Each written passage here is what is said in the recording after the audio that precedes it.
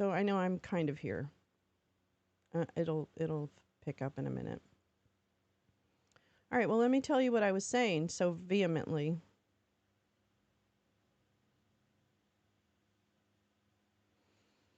Let me share what I was saying so very, very emotionally.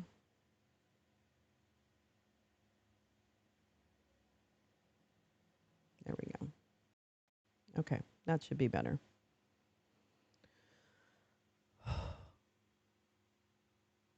All right, that's good. So I had a practice run at it. That's good. It's probably good to have a practice run if you're really mad. I'm really mad today. And I woke up this morning to discover that my Twitter account is suspended for 3 tweets that I refuse to remove that are innocuous tweets. And they were reported for violent speech. They are not violent speech. And so that means I can't go live on Twitter, which is about 3,000 people, which is my biggest audience, potential audience. I'm not here for the money. I'm retired. I don't need the money. I make about $11 a month on my YouTube. I took memberships away. I took away the 70% of my monthly income, quote unquote, from YouTube. I took that away because I don't want people to spend money like that when I don't need it.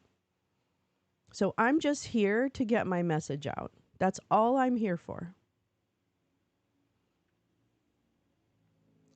And yesterday, I was targeted in DOA's chat by some fucking cunty chatter. Why does this keep doing this? I don't know why it keeps doing that. I think his chatters reported me because there's a couple of them who just have a fucking hard-on for me. I don't know who they are. One's handle is Boz Beach, BOZZBEACH. I want to know who that is. Because they just can't fucking take my name out of their mouth. And I don't want to be targeted. I just watched someone who's on the other side of whatever DOA and his little friends are doing. I just watched someone get violently swatted because his viewers or some viewers didn't like what he said about the Scientology protesters. So I live here, honey. So his fucking chatters are fucking maniacs. I didn't even mention his name yesterday. I said, I'm done with all the fuckwads who come to my town and waste resources. I get to say that. I don't follow him. I blocked him. I don't have anything to do with him. He will never have seen any tweet that I subtweet or anything. And I'm telling you right now, he doesn't give a shit. But today, I've lost access to about 3,000 potential viewers of my messages, which is the only thing I care about. So I don't know who this Boz Beach is or whoever his little simpy simps are. These little cunts that want to fucking do whatever. I don't know. I don't get it. Never have. Never will. They've taken up his mantle of being an asshole and targeting. And I'm pretty sure I would put good money on the fact that this was his little crew. Or a couple of them. Or this one. I don't know. But man, my name was dropped all over his chat yesterday. And frankly, I don't want to be in his chat because those bitches are fucking crazy. So leave me the fuck alone. If I'm so whatever insignificant, Get the fuck out of my universe then, and get the fuck out of my town. It's not just LA, okay? It's East Hollywood. I live in East Hollywood. I have to think about when I go out. Sorry if that's inconvenient for you. But that's what's happening for me. And now the cunts are bringing me. Now you're getting in between me and the one fucking thing that I love to do.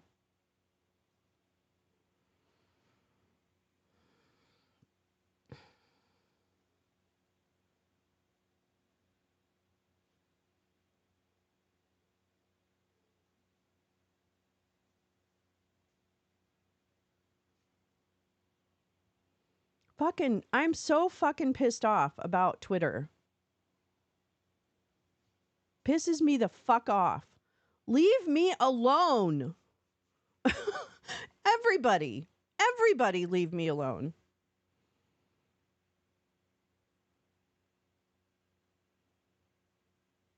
I'm so mad.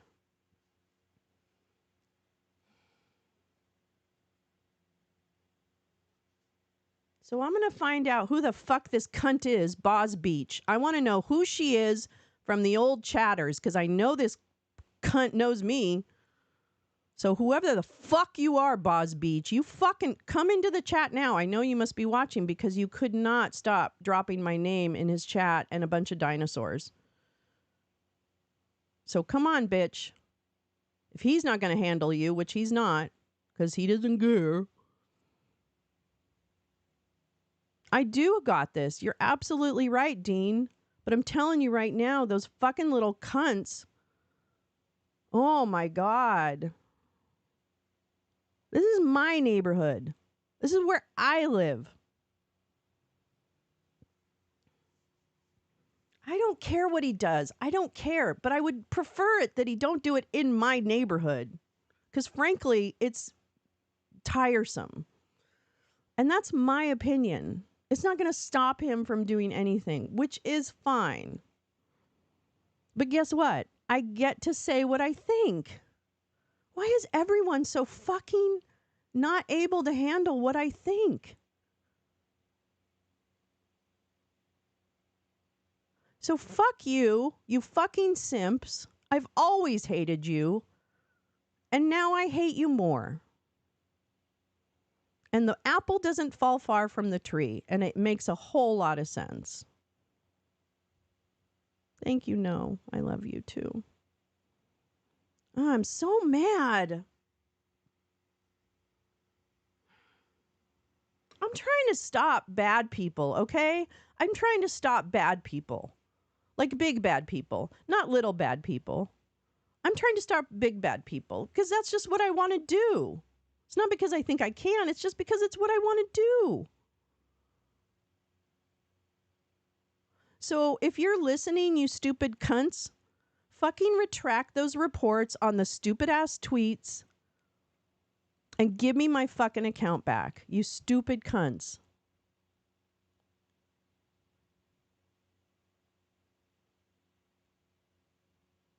Well, he better fucking do something about it then because it's causing damage to me. Now it's more damage than just like the specter. Now it's actual damage. If it's them. I'm not saying it is, but my goodness, the timing is fucking incredible. And the tweets are so fucking random. They're posted on my YouTube. You judge for yourself. Tell me if those tweets are what I should be suspended for. I'm not removing them. I've appealed it. I'm not removing them.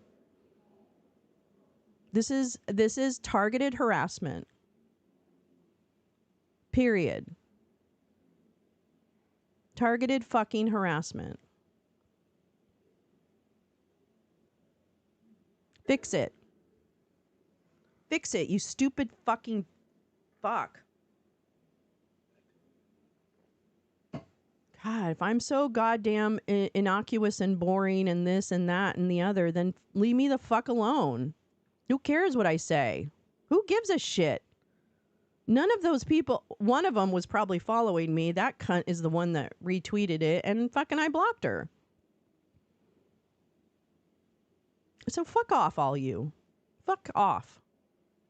Fuck off, you simps. Fuck off the people who enabled him and his minions. Fuck off. You useless.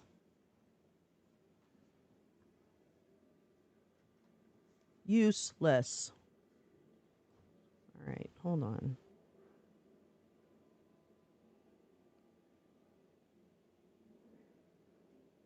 So mad. Is this working? It might not be working. Hold on. Let me go ahead and do something else. Oh, man, oh, man, oh, man, oh, man, oh, man. I'm just going to stop those for right now. Hold on. Let me get a live shot of the 230, section 231. Is this the one? No. Yes. Yes? No. Artificial intelligence, is that? No, that's the other one. Okay, so I'm going to mute that one. And I'm going to leave that one on. There's 2 hearings this morning that I kind of want to switch between. So I'm going to do that. Switch between them. But let's start with the section 231, and then we'll go from there. Although maybe I shouldn't. Maybe I should. Oh, you know what I can probably do? I can switchy switch. Oh, wait. What? Which one was? I think my graphics card is not good because my screen is starting to like change colors all the time. I think my graphic card isn't very good. So this is the Homeland. Okay, this is artificial intelligence. And then this one is the sunset of Section 230. That's the one I kind of want to stay on. And then this one, I'm going to mute that for now. And then we'll go over there. Anyway, hard to know who reported. Might not have been ants, but who's reported?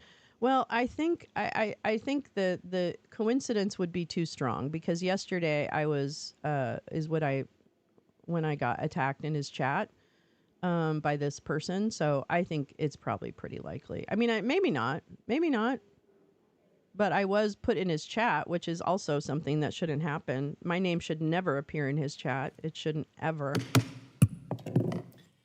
How about Good that? morning. The subcommittee Anyway, will come to order. The chair recognizes himself for an opening statement.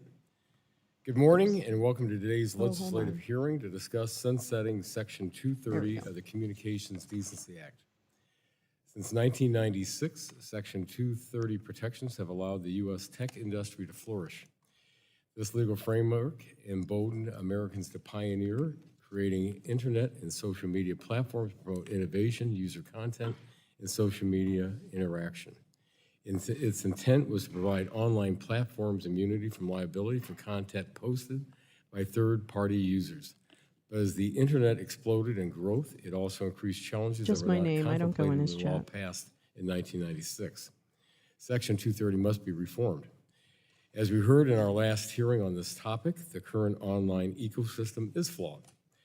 Many of these platforms are rife with content such as online sex trafficking, narcotics, child pornography, and other illicit crimes. In response, big tech platforms hide behind Section 230's broad immunity. In that process, courts have rewarded their destructive behavior. We need to reform Section 230 to hold platforms accountable for the role they play in facilitating and enabling harmful behavior. But in doing so, Congress must be thoughtful and deliberative. There is no silver bullet to fix this issue. Some argue that amending or repealing Section 230 violates the First Amendment rights of those platforms to host the content they so choose. Yet no industry has complete protection from all liability for harm it causes. Newspapers, broadcasters, fundamental mediums that exemplify our First Amendment rights are subject to publisher liability or can be sued for defamation, not big tech.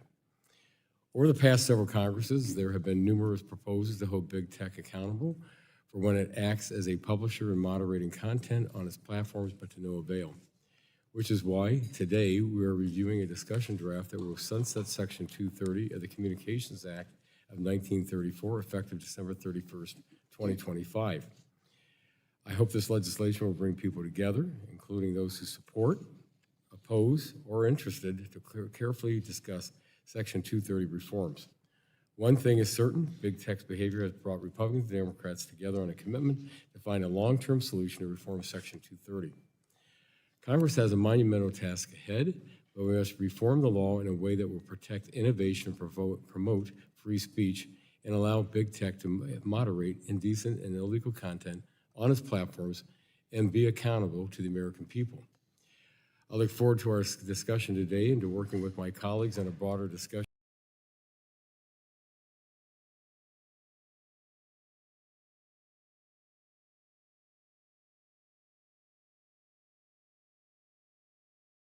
balance my time. And before I do recognize the ranking member of the subcommittee, the gentlelady from the 7th District of California, I just want to mention to our witnesses that we do have 3 subcommittees of the Energy and Commerce running today. Health starts at 10:30, so you're going to see members leaving the committee and coming back. It's not that they don't want to hear your testimony, but you have to be back and forth in committee. So I just wanted to mention that before we get started. And also, if I just take a point of personal privilege, recognize our Chair's birthday today. Well, happy birthday.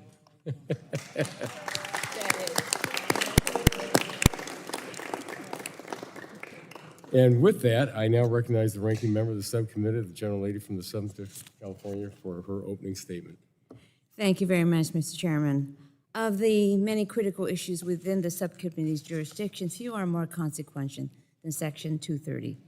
In both positive and negative ways, Section 230 of the Communications Decency Act has shaped our online ecosystem. Regularly referred to as the 26 words that created the Internet, Section 230 established vital protections that allowed the Internet to flourish in its early days. Without 230, it's unlikely we'd have the vibrant Internet ecosystem we all enjoy. And yet, despite this, it's clear that Section 230, as it exists today, isn't working. The status quo simply is not viable. As with any powerful tool, the boundaries of Section 230 have proven difficult to delineate, making it susceptible to regular misuse. The broad shield it offers can serve as a haven for harmful content, disinformation, and online harassment. This has raised significant concerns about the balance between protecting freedom of expression and ensuring accountability for the platforms that host this content. These concerns aren't abstract. From documented attempts to interfere with our elections to the harm this content is inflicting on America's young people, the unchecked immunity of 2230 has consequences. And we know many online platforms aren't simply hosting this content. They're actively amplifying it to reach more viewers. Most large social media platforms are designed from the ground up to promote constant engagement rather than healthy interactions. That means pushing harmful and misleading information on some of the most vulnerable users with ruthless effectiveness. Young women are constantly subjected to unhealthy or untested diets. Suicidal material is foisted on those seeking mental health care. And recent elections show the ongoing danger of targeted disinformation. So it should be clear to all, the role of Section 230 needs immediate scrutiny because as it exists today, it is just not working. To date, congressional efforts to make needed reforms have come up short, but we can't give up. The stakes are just too high. But it's also for that reason that we must be intentional, thoughtful, and deliberative in our attempts to update Section 230. Any reforms we implement should create a meaningful incentive for online platforms to own the outcomes of the products they're designing in a way they don't currently. It's well understood that many of these platforms are knowingly amplifying harmful content. There can and should be consequences for that. Until that fundamental dynamic changes, we can't expect to achieve the safer online experience we all want. And we need reforms that allow for better enforcement of civil rights laws to prevent some of the most upsetting discriminatory behavior online. But while there's widespread bipartisan consensus in Congress that 230 needs to be modernized, the process for getting there remains unclear. That's why I believe the process is just as important as the product. We need a thoughtful process that allows for nuanced conversations on difficult issues. I'm ready to begin that work, and with that, I yield back the balance of my time. Thank you very much. The gentlelady yields back the balance of her time. The chair now recognizes the gentlelady from Washington, the chair of the full Committee of Energy and Commerce, for 5 minutes for her opening statement. Good morning, and thank you, Chairman Latta. Ranking Member Pallone and I recently unveiled bipartisan draft legislation to sunset Section 230 of the Communications Decency Act. As written, Section 230 was originally intended to protect Internet service providers from being held liable for content posted by a third-party user or for removing truly horrific or illegal content. The intent was to make the Internet a safe place and allow companies to remove harmful content in good faith without being held liable for doing so. However, the Internet has changed dramatically since then. Over 5 billion people around the world use social media, with the average person spending more than 2 hours a day on social media. The Internet has become vital for people to connect, work, find information, make a living. Big tech is exploiting this to profit off us and use the information we share to develop addictive algorithms that push content onto our feeds. At the same time, they refuse to strengthen their platform's protections against predators, drug dealers, sex traffickers, extortioners, and cyberbullies. Our children are the ones paying the greatest price. They are developing addictive and dangerous habits, often at the expense of their mental health. Big tech has failed to uphold American values and be good stewards of the content they host.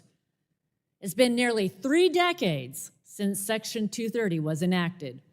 And the reality is many of these companies didn't even exist when the law was written, and we could not comprehend the full effect of the Internet's capabilities.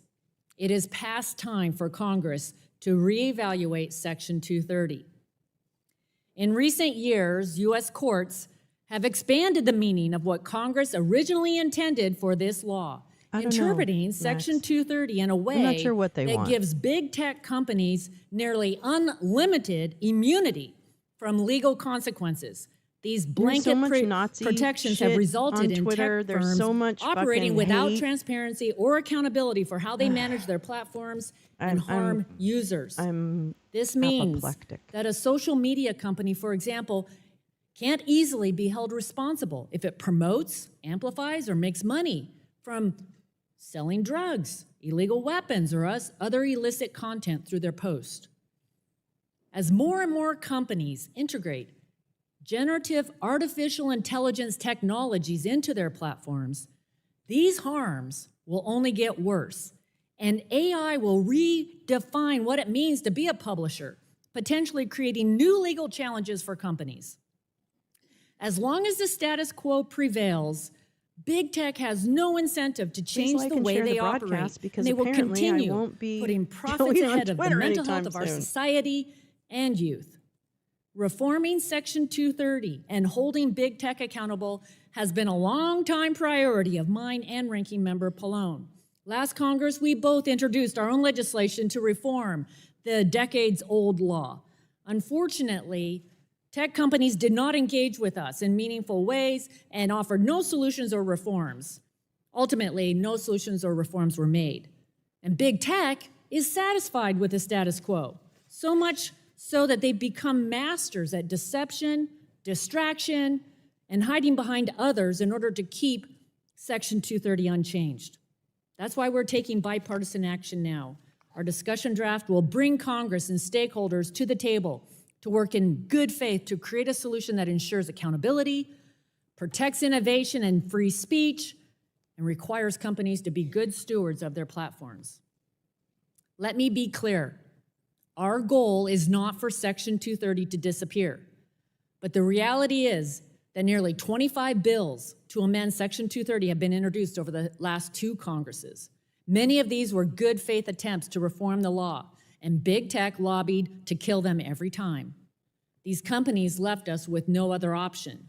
By enacting this legislation, we will force Congress to act.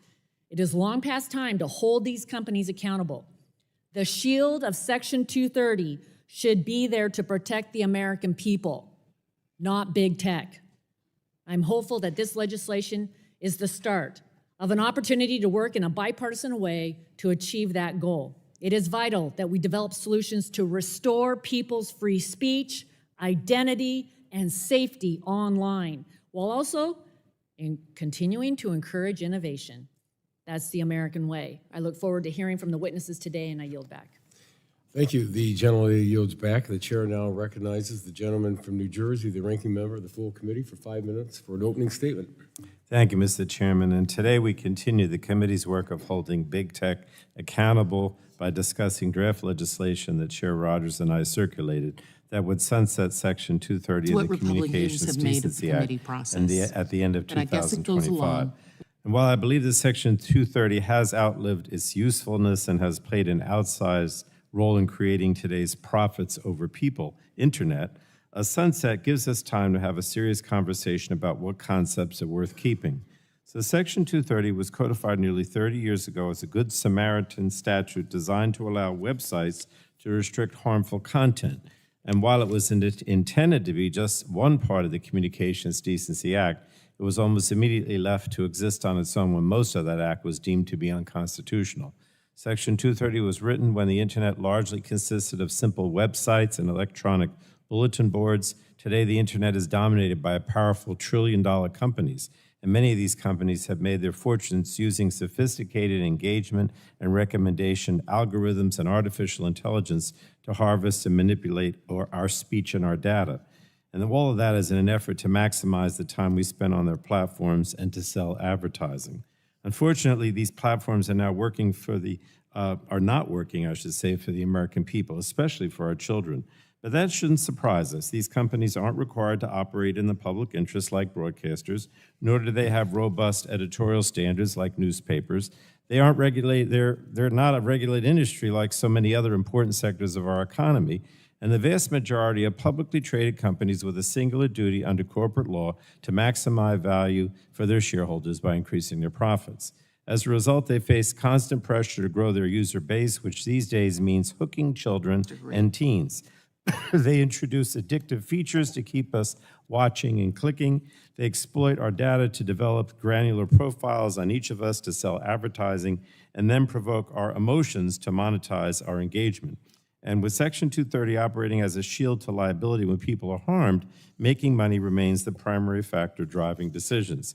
As a result, provocative videos glorify suicide and eating disorders, dangerous viral challenges, horrific child abuse images, merciless bullying and harassment, graphic violence, and other pervasive and targeted harmful content is being fed nonstop to children and adults alike.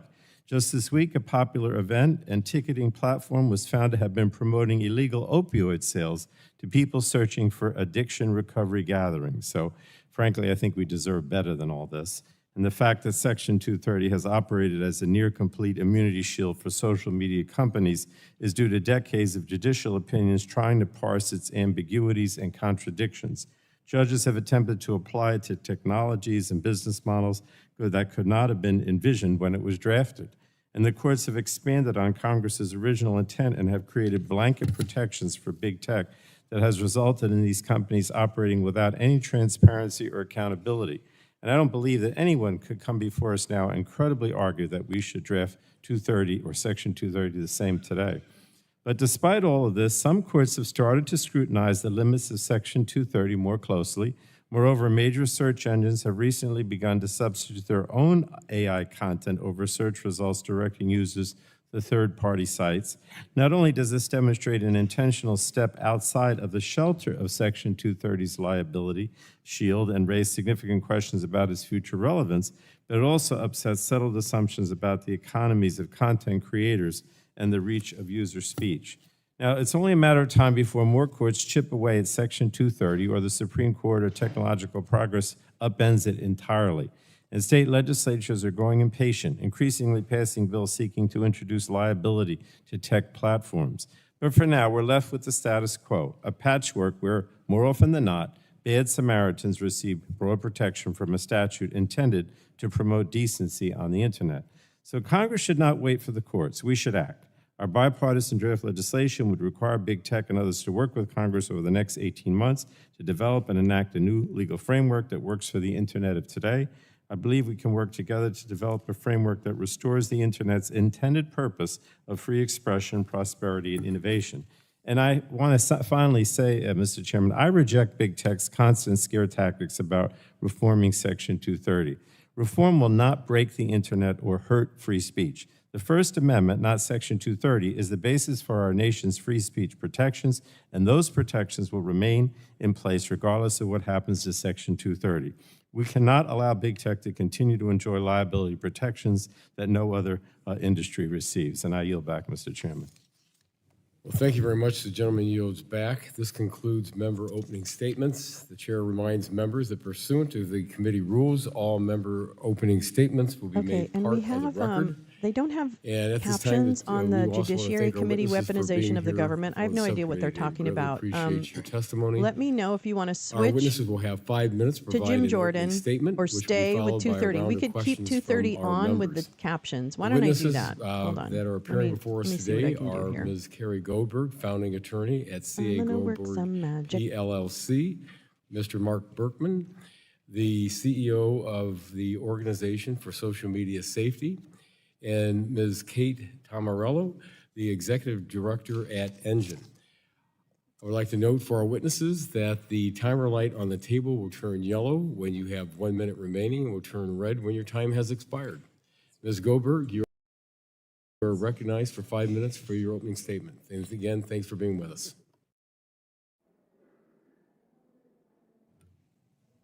Thank you, and good morning, Chair Lotta, Subcommittee Subcommittee Chair McMorris Rodgers. Happy birthday to you, and Ranking Members Matsui and Pallone, and distinguished members of the House Committee on Energy and Commerce.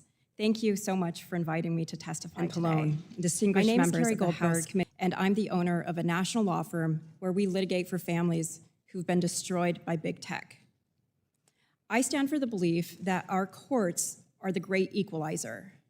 In 1791, Congress passed the Seventh Amendment, which gives Americans the right to a civil jury trial. This gives us the constitutional right to hold accountable those who injure us. And I stand against the idea that some bad actors, whether human or corporate, are too important Mr. Graham, to face their victims I want eye to to thank eye, our witnesses for be being here examined by a today. Ms. jury, Sampson, your or to pay for expertise their and vast harms. experience in gun violence prevention spaces is truly impressive. I'm confident it will be invaluable as we examine those issues here today. Mr. Graham, I'd also like to thank you for your more than 37 years of public service at the ATF. I guess I will be enlightened as to why you've begun getting paid by the very gun lobby fighting ATF's work. I want to thank the other witnesses. I would ask all 4 of you today in your testimony and answers to remember something. As we engage in this hearing, in the 3 or so hours we'll be sitting here before us, more than a dozen Americans will lose their lives to gun violence. It's a somber but necessary reminder of the gravity of what we discuss here today and what's really at stake. I yield back. Gentlelady yields back without objection. All of the opening statements will be included in the record. I will now recognize the gentleman from Arkansas to introduce one of our witnesses. I thank the chairman, thank the ranking member for the invitation today to appear before the committee to introduce my constituent, my friend, Bud Cummins.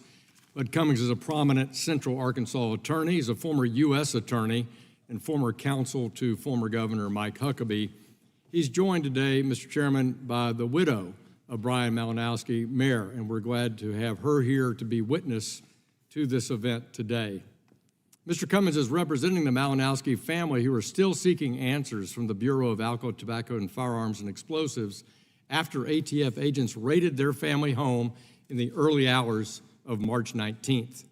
This pre-dawn raid resulted in a deadly shootout in which ATF agents shot and ultimately fatally wounded Brian Malinowski, as I said, a friend and constituent of mine, in his own home. And Mayor Malinowski is a widow. at the hands of gun violence by her own government.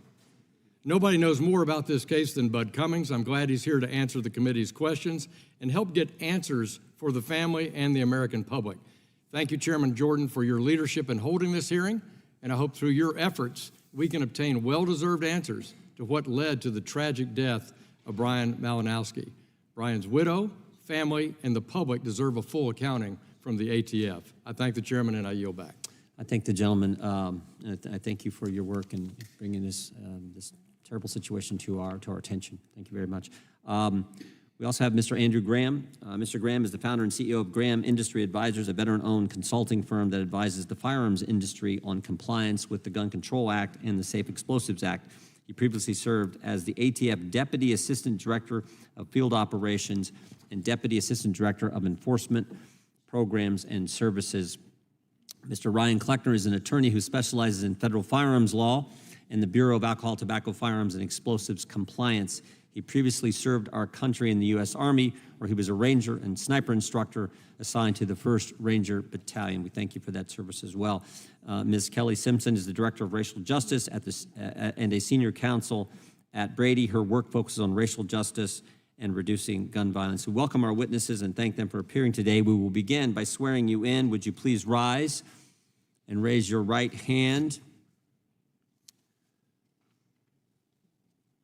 Do you swear or affirm under penalty of perjury that the testimony you're about to give is true and correct to the best of your knowledge, information, and belief, so help you God? Let the record show that each of the witnesses answered in the affirmative. Thank you. Please be seated. Please know that your written testimony will be entered into the record in its entirety. Accordingly, we ask that you summarize your testimony. We will start with Mr. Kleckner, and we will move right down the aisle. So, Mr. Kleckner, you're recognized for 5 minutes, more or less. Good morning, Chairman Jordan, Ranking Member Plaskett, and the members of the subcommittee. I'm Ryan Kleckner. I'm an attorney specializing in federal firearms law and the Bureau of Alcohol, Tobacco, Firearms, and Explosives Compliance.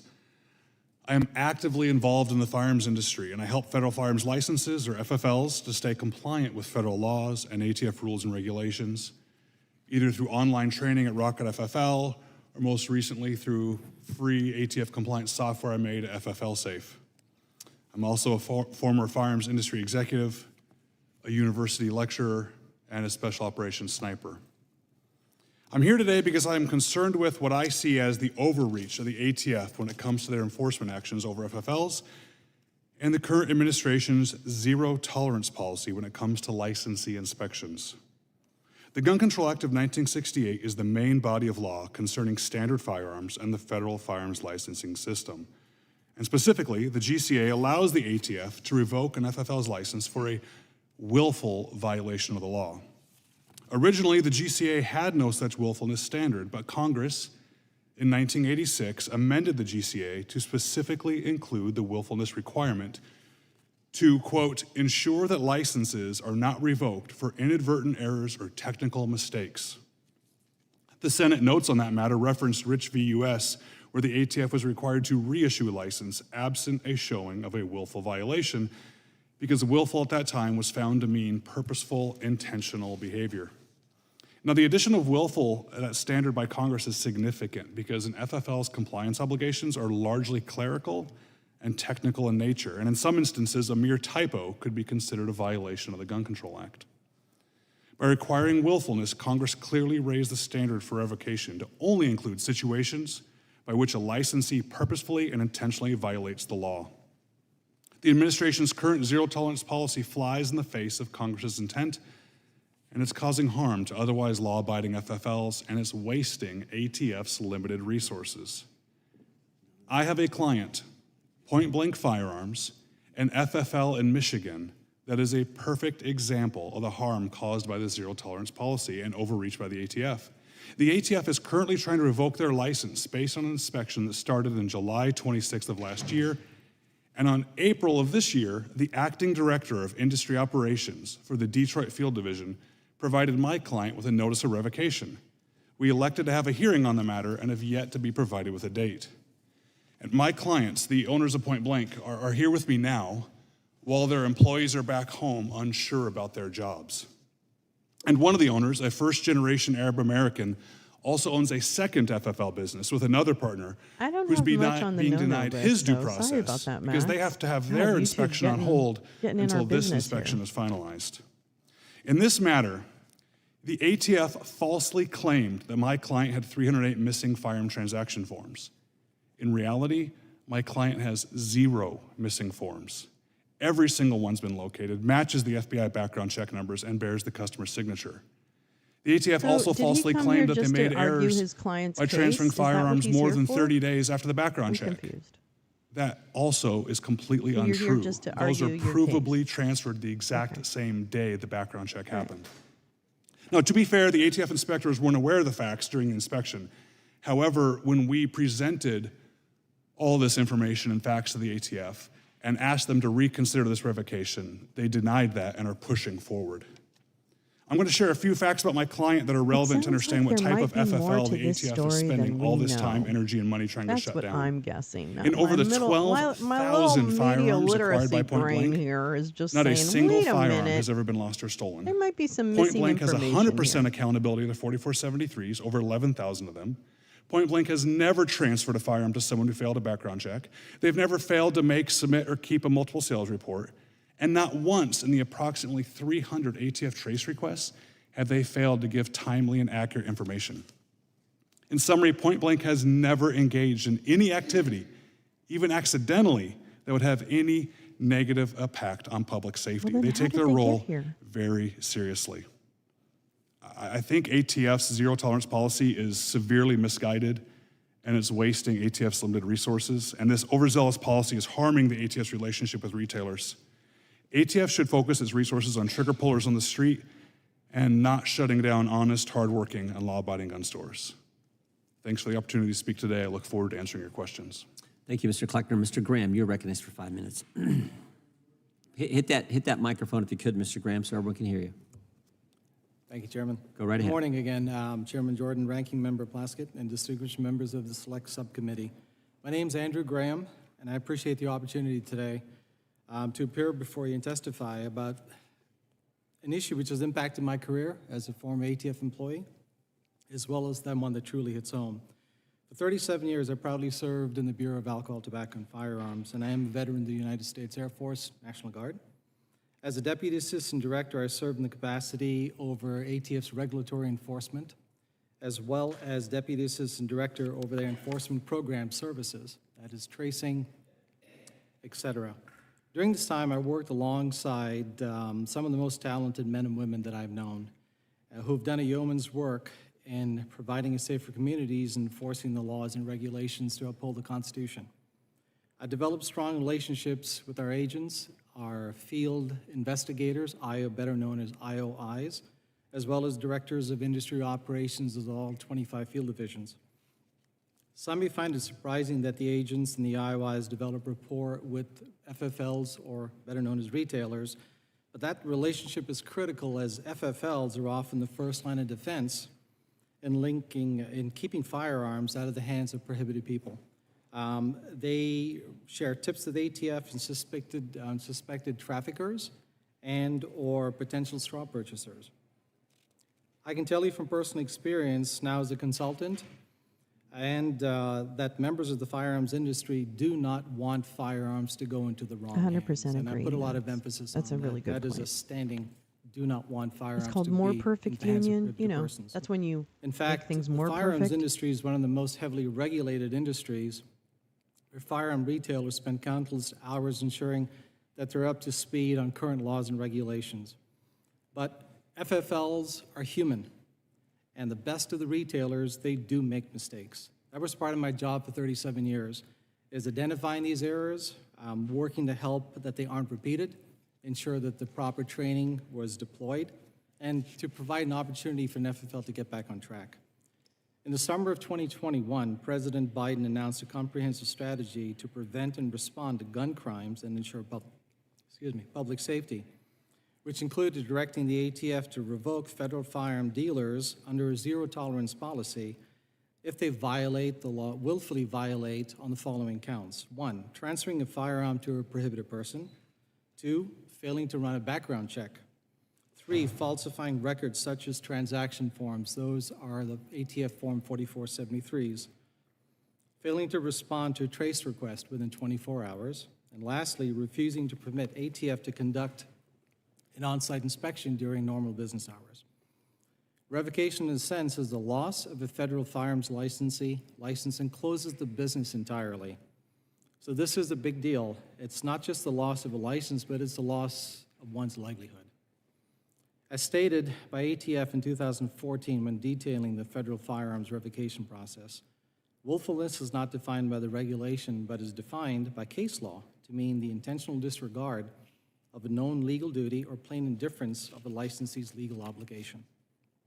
In the case of an FFL who has willfully violated the law, has shown an intentional disregard for the legal requirements, or has knowingly participated in criminal activity, revocation may be the only viable option. The problem is the breadth of the zero tolerance policy is much larger than just the rogue gun dealers. It was supposedly carried out to address, with willful violations being redefined on a case-by-case basis. With the numerous enforcement complexities, it strained the relationship between the regulator and the industry. This is putting FFLs who should never have been caught up in this new policy and damage the cooperative trust built between the agency as well as industry members. It's become so rampant that FFLs facing revocations that never would have faced them now are pressured into shutting down their businesses and depleting funds that they, quite frankly, don't have. In December of 2022, I made the tough decision to retire from civil service, and in my time since leaving ATF, I have continued to do what I have enjoyed while I was there with ATF. Thank you, Working Jim. with members of the firearms Malinowski industry sold 150 to ensure firearms. He knew he regulatory was doing compliance. something wrong, but he got And in the caught. event that FFLs aren't snared in this new policy, I help them to navigate the process to help preserve their livelihood and their law-abiding businesses. Thank you for your time. I look forward to answering your questions as well. Thank you, Mr. Graham. Ms. Sampson, you're recognized for 5 minutes. Chairman if you Jordan, haven't Ranking caught Member it- Plaskett, and on distinguished Twitter, members I of the Select guess. Subcommittee. Oh, no, it's on Thank you for YouTube, inviting too. me to testify today. Please I'm Kelly Sampson, stop by Senior and, Counsel and Director hear of my Racial clip, Justice the at Jimmy Brady, Jordan the Blues, oldest national gun which I violence just released last organization in night. America.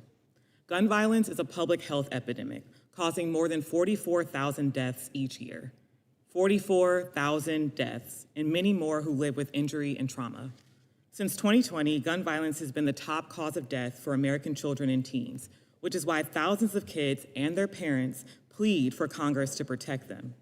Despite our country's love of freedom, gun violence is the reason why many Americans no longer feel free to go to school, a July 4th parade, the movies, concerts, the grocery store, and places of worship. Gun violence is why many of your own constituents, gun owners and non-gun owners alike, are desperate or for if your you and your parents buy colleagues it to for you pass for common Christmas sense or gun laws something, you know? and ensure those laws It's are those kinds properly of things. implemented. With tens of thousands dead and many more injured, Congress should be focused on ending our gun violence epidemic and equipping the Bureau of Alcohol, Tobacco, Firearms, and Explosives, or ATF, to meet its mandate and to enforce the nation's gun laws. Just days ago, Congress celebrated Police Week, where members gave countless speeches in support of law enforcement. ATF is not only law enforcement in and of itself, but also a critical ally of state and local law enforcement agencies across the country. ATF is the only federal law enforcement agency which has specific jurisdiction over firearms and gun industry oversight. It should also be noted that guns are the leading cause of death for police officers killed in the line of duty. But guns don't grow on trees. Almost all firearms are sourced from the legal market, manufactured, imported, distributed, and sold by federal firearms licensees, or FFLs. Generally, manufacturers and importers sell to distributors who sell to dealers who then sell to the public. Dealers are the first line of defense against gun trafficking, and most take this responsibility very seriously. In fact, the large majority of gun dealers won't sell a single crime gun in a given year. But a small number of dealers' negligent practices filter guns directly into the criminal market. According to the last available data, nearly 70% of crime guns were traced back to just over 1% of licensed dealers. So even though the portion of the gun industry most responsible for supplying crime guns is minuscule, ATF nonetheless struggles to meet its mandate. ATF only has the resources to inspect about 8% of active FFLs annually, falling far short of its own internal goal of inspecting each FFL every 3 years. To reach that goal, ATF would need to more than double its current compliance staff. In fact, over 2,000 active gun dealers have gone more than a decade without inspection. ATF struggles to meet its mandates because it's been under-resourced and deprived of a confirmed director for decades. Indeed, just this year, Congress voted to once again reduce ATF's budget, despite the gun violence epidemic. These obstructions erode ATF's oversight capacity, forcing hard-working law enforcement agents to regulate a behemoth industry with their arms tied behind their backs. And undermining ATF doesn't just hinder the agency, but it also harms local law enforcement across the country. ATF plays an essential role in supporting state and local law enforcement nationwide, including in your districts. When an incident of gun violence occurs, ATF helps local and state law enforcement partners by generating investigative leads and information on guns recovered in crimes, by tracing them to their last known retail purchaser. ATF also trains officers to better understand and advance firearms technology. These services strengthen state and local law enforcement, providing them with information, coordination, and education necessary to enforce existing laws and prevent future gun crimes. Congress must listen to their constituents and recognize that the American people are begging for gun violence prevention policies. Americans, gun owners and non-gun owners, want to be safe. Federal oversight for the firearm industry does not hinder any law-abiding citizen's Second Amendment right. Instead of attacking ATF, you should be building up the agency and supporting its efforts to end gun violence. In the shadow of Police Week, we must remember that ATF agents are law enforcement too, and they play an important role in protecting the public and other law enforcement officers all over the country from gun violence. Thank you, and I look forward to your questions. Thank you, Ms. Sampson. Mr. Cummings, you're recognized. Thank you, Mr. Chairman, Ranking Member Plaskin, and thank you, Representative French Hill, for the introduction. Representative Hill has been very engaged and concerned about the death of Brian Malinowski and his district, and we really appreciate his help bringing attention to this tragedy. My name is Bud Cummins. I'm an attorney for Brian Malinowski's family, and I'm a former United States attorney from the Eastern District of Arkansas. I want to tell you a little bit, Mr. Chairman, about Brian Malinowski. Until 2 months ago, Brian was the executive director of the Bill and Hillary Clinton National Airport in Little Rock. He was 53 years old. He and his wife, who's present with us today, Mare, celebrated their 25th anniversary last December, and he had many, many good friends. He grew up in Pennsylvania with his brother and his two sisters, and he wanted to be a fighter pilot, but he didn't have the eyesight. So instead, he went and got his became a certified flight instructor, got a college degree, and went into the airport management industry. And he had several stops along the way in Pennsylvania, Florida, but in El Paso, Texas, is where he met his wife, Mare, and as I said, they've been married 25 years. He found his way to Little Rock and eventually was named the executive director of our airport. By all accounts, he's very good in his profession. Our airport is one of, I think, 9, I've heard a few different numbers, less than 12 in the country that's debt-free. And that, I think, may be a concept that's strange here in Congress, but I think that represents some good management. Brian was also a lifelong collector. As a child, he started collecting coins. He had various hobbies. He was that guy. I've been to their home and seen books this thick about coin collecting, collecting currency, what I was saying and other. If you go to my Twitter, or not Twitter, well, yeah, it's on Twitter, but it's also on my YouTube channel. If you go to those, about 6 years ago, you'll hear my latest drop, which I dropped late last night, called the Jimmy Jordan Blues. I don't really know what the words are because I think I actually just made some words up during the middle of the song. So don't ask me about the lyrics because I don't know. But please share that very widely because I would like to be asked to sing more things for people because you know what? I enjoy singing. So if anybody out there needs a parody song sung, I have one song I need to finish, but then I'm free. So please share my song, my voice, so that people go, wow, I would like her to sing my parody song. ATF suspected that Brian Malinowski may have crossed Help. a very murky line. Help, Lolo. And he was no longer a hobbyist. Because I just want to do it. Because of that, Again, ATF concluded that I he just was want to required do what to I buy love to do. a $200 What you FFL, say. federal firearms license, before he sold any more guns. One thing is certain. So please share. His Please share family the and Jimmy his Jordan friends Blues. and all his I couldn't work sing it for you colleagues now, would all however. guarantee you if they were I'm here sorry about today that. he loved his career. It's one of those, that's why I had to clip it. Management business. And if anybody had ever Eyesight suggested too to bad him for the fire that his department, but it's weekend fine hobby for was in any way commercial threatening that, pilot's he would have license. immediately been hands off. Oops. But nobody told him. Thanks for letting us know. Instead, ATF I'll launched a take criminal another flight. investigation into Thanks Brian. anyway. They Anyway, researched okay, his I'll stop background. talking. But They put anyway, a that was tracker what on I his wanted to say car. is please share the Jimmy put Jordan tails Blues. on It's him under and the surveilled videos him. on Lolo's Lounge soon they here obtained at a Real search Lolo warrant to search on his home. YouTube. By the time they But share it on obtained the Twitter warrant, too, they even knew though a I'm lot about Brian. suspended They knew he worked because in a secure assholes. environment at the airport. They knew he had lived a law-abiding life with absolutely no criminal history, and they knew he lived at home with his wife and his 2 dogs, and they kept a very regular schedule. Despite all this knowledge, ATF hatched a plan to execute the warrant by force. And on March 19th, Wait, at I have a 6:01 song for this a.m., kind of. over 1 hour I'm before going to turn him sunup, down again, 10 so don't think you're carloads not of hearing ATF things because agents I'm turning and him the way down. police There department was a came to the Malinowski home to knock execute the search on the door early this morning. at 6:02 ATF in their jackets about an hour and 15 on the minutes before sunup. porch. They had a piece of tape ready and they covered My up his doorbell husband camera. rubbed So if his he had time, eyes and got wonder who his was at the door. slippers I think people get a on doorbell camera to see who's at the front door, but they took away and his ability to grabbed do that. 7 Glocks on the Moments way later, Mr. Malinowski heard a loud crash as the front door caved in, downstairs. and fearing for his wife's safety, He yelled back at the agents, "Don't you dare come in here.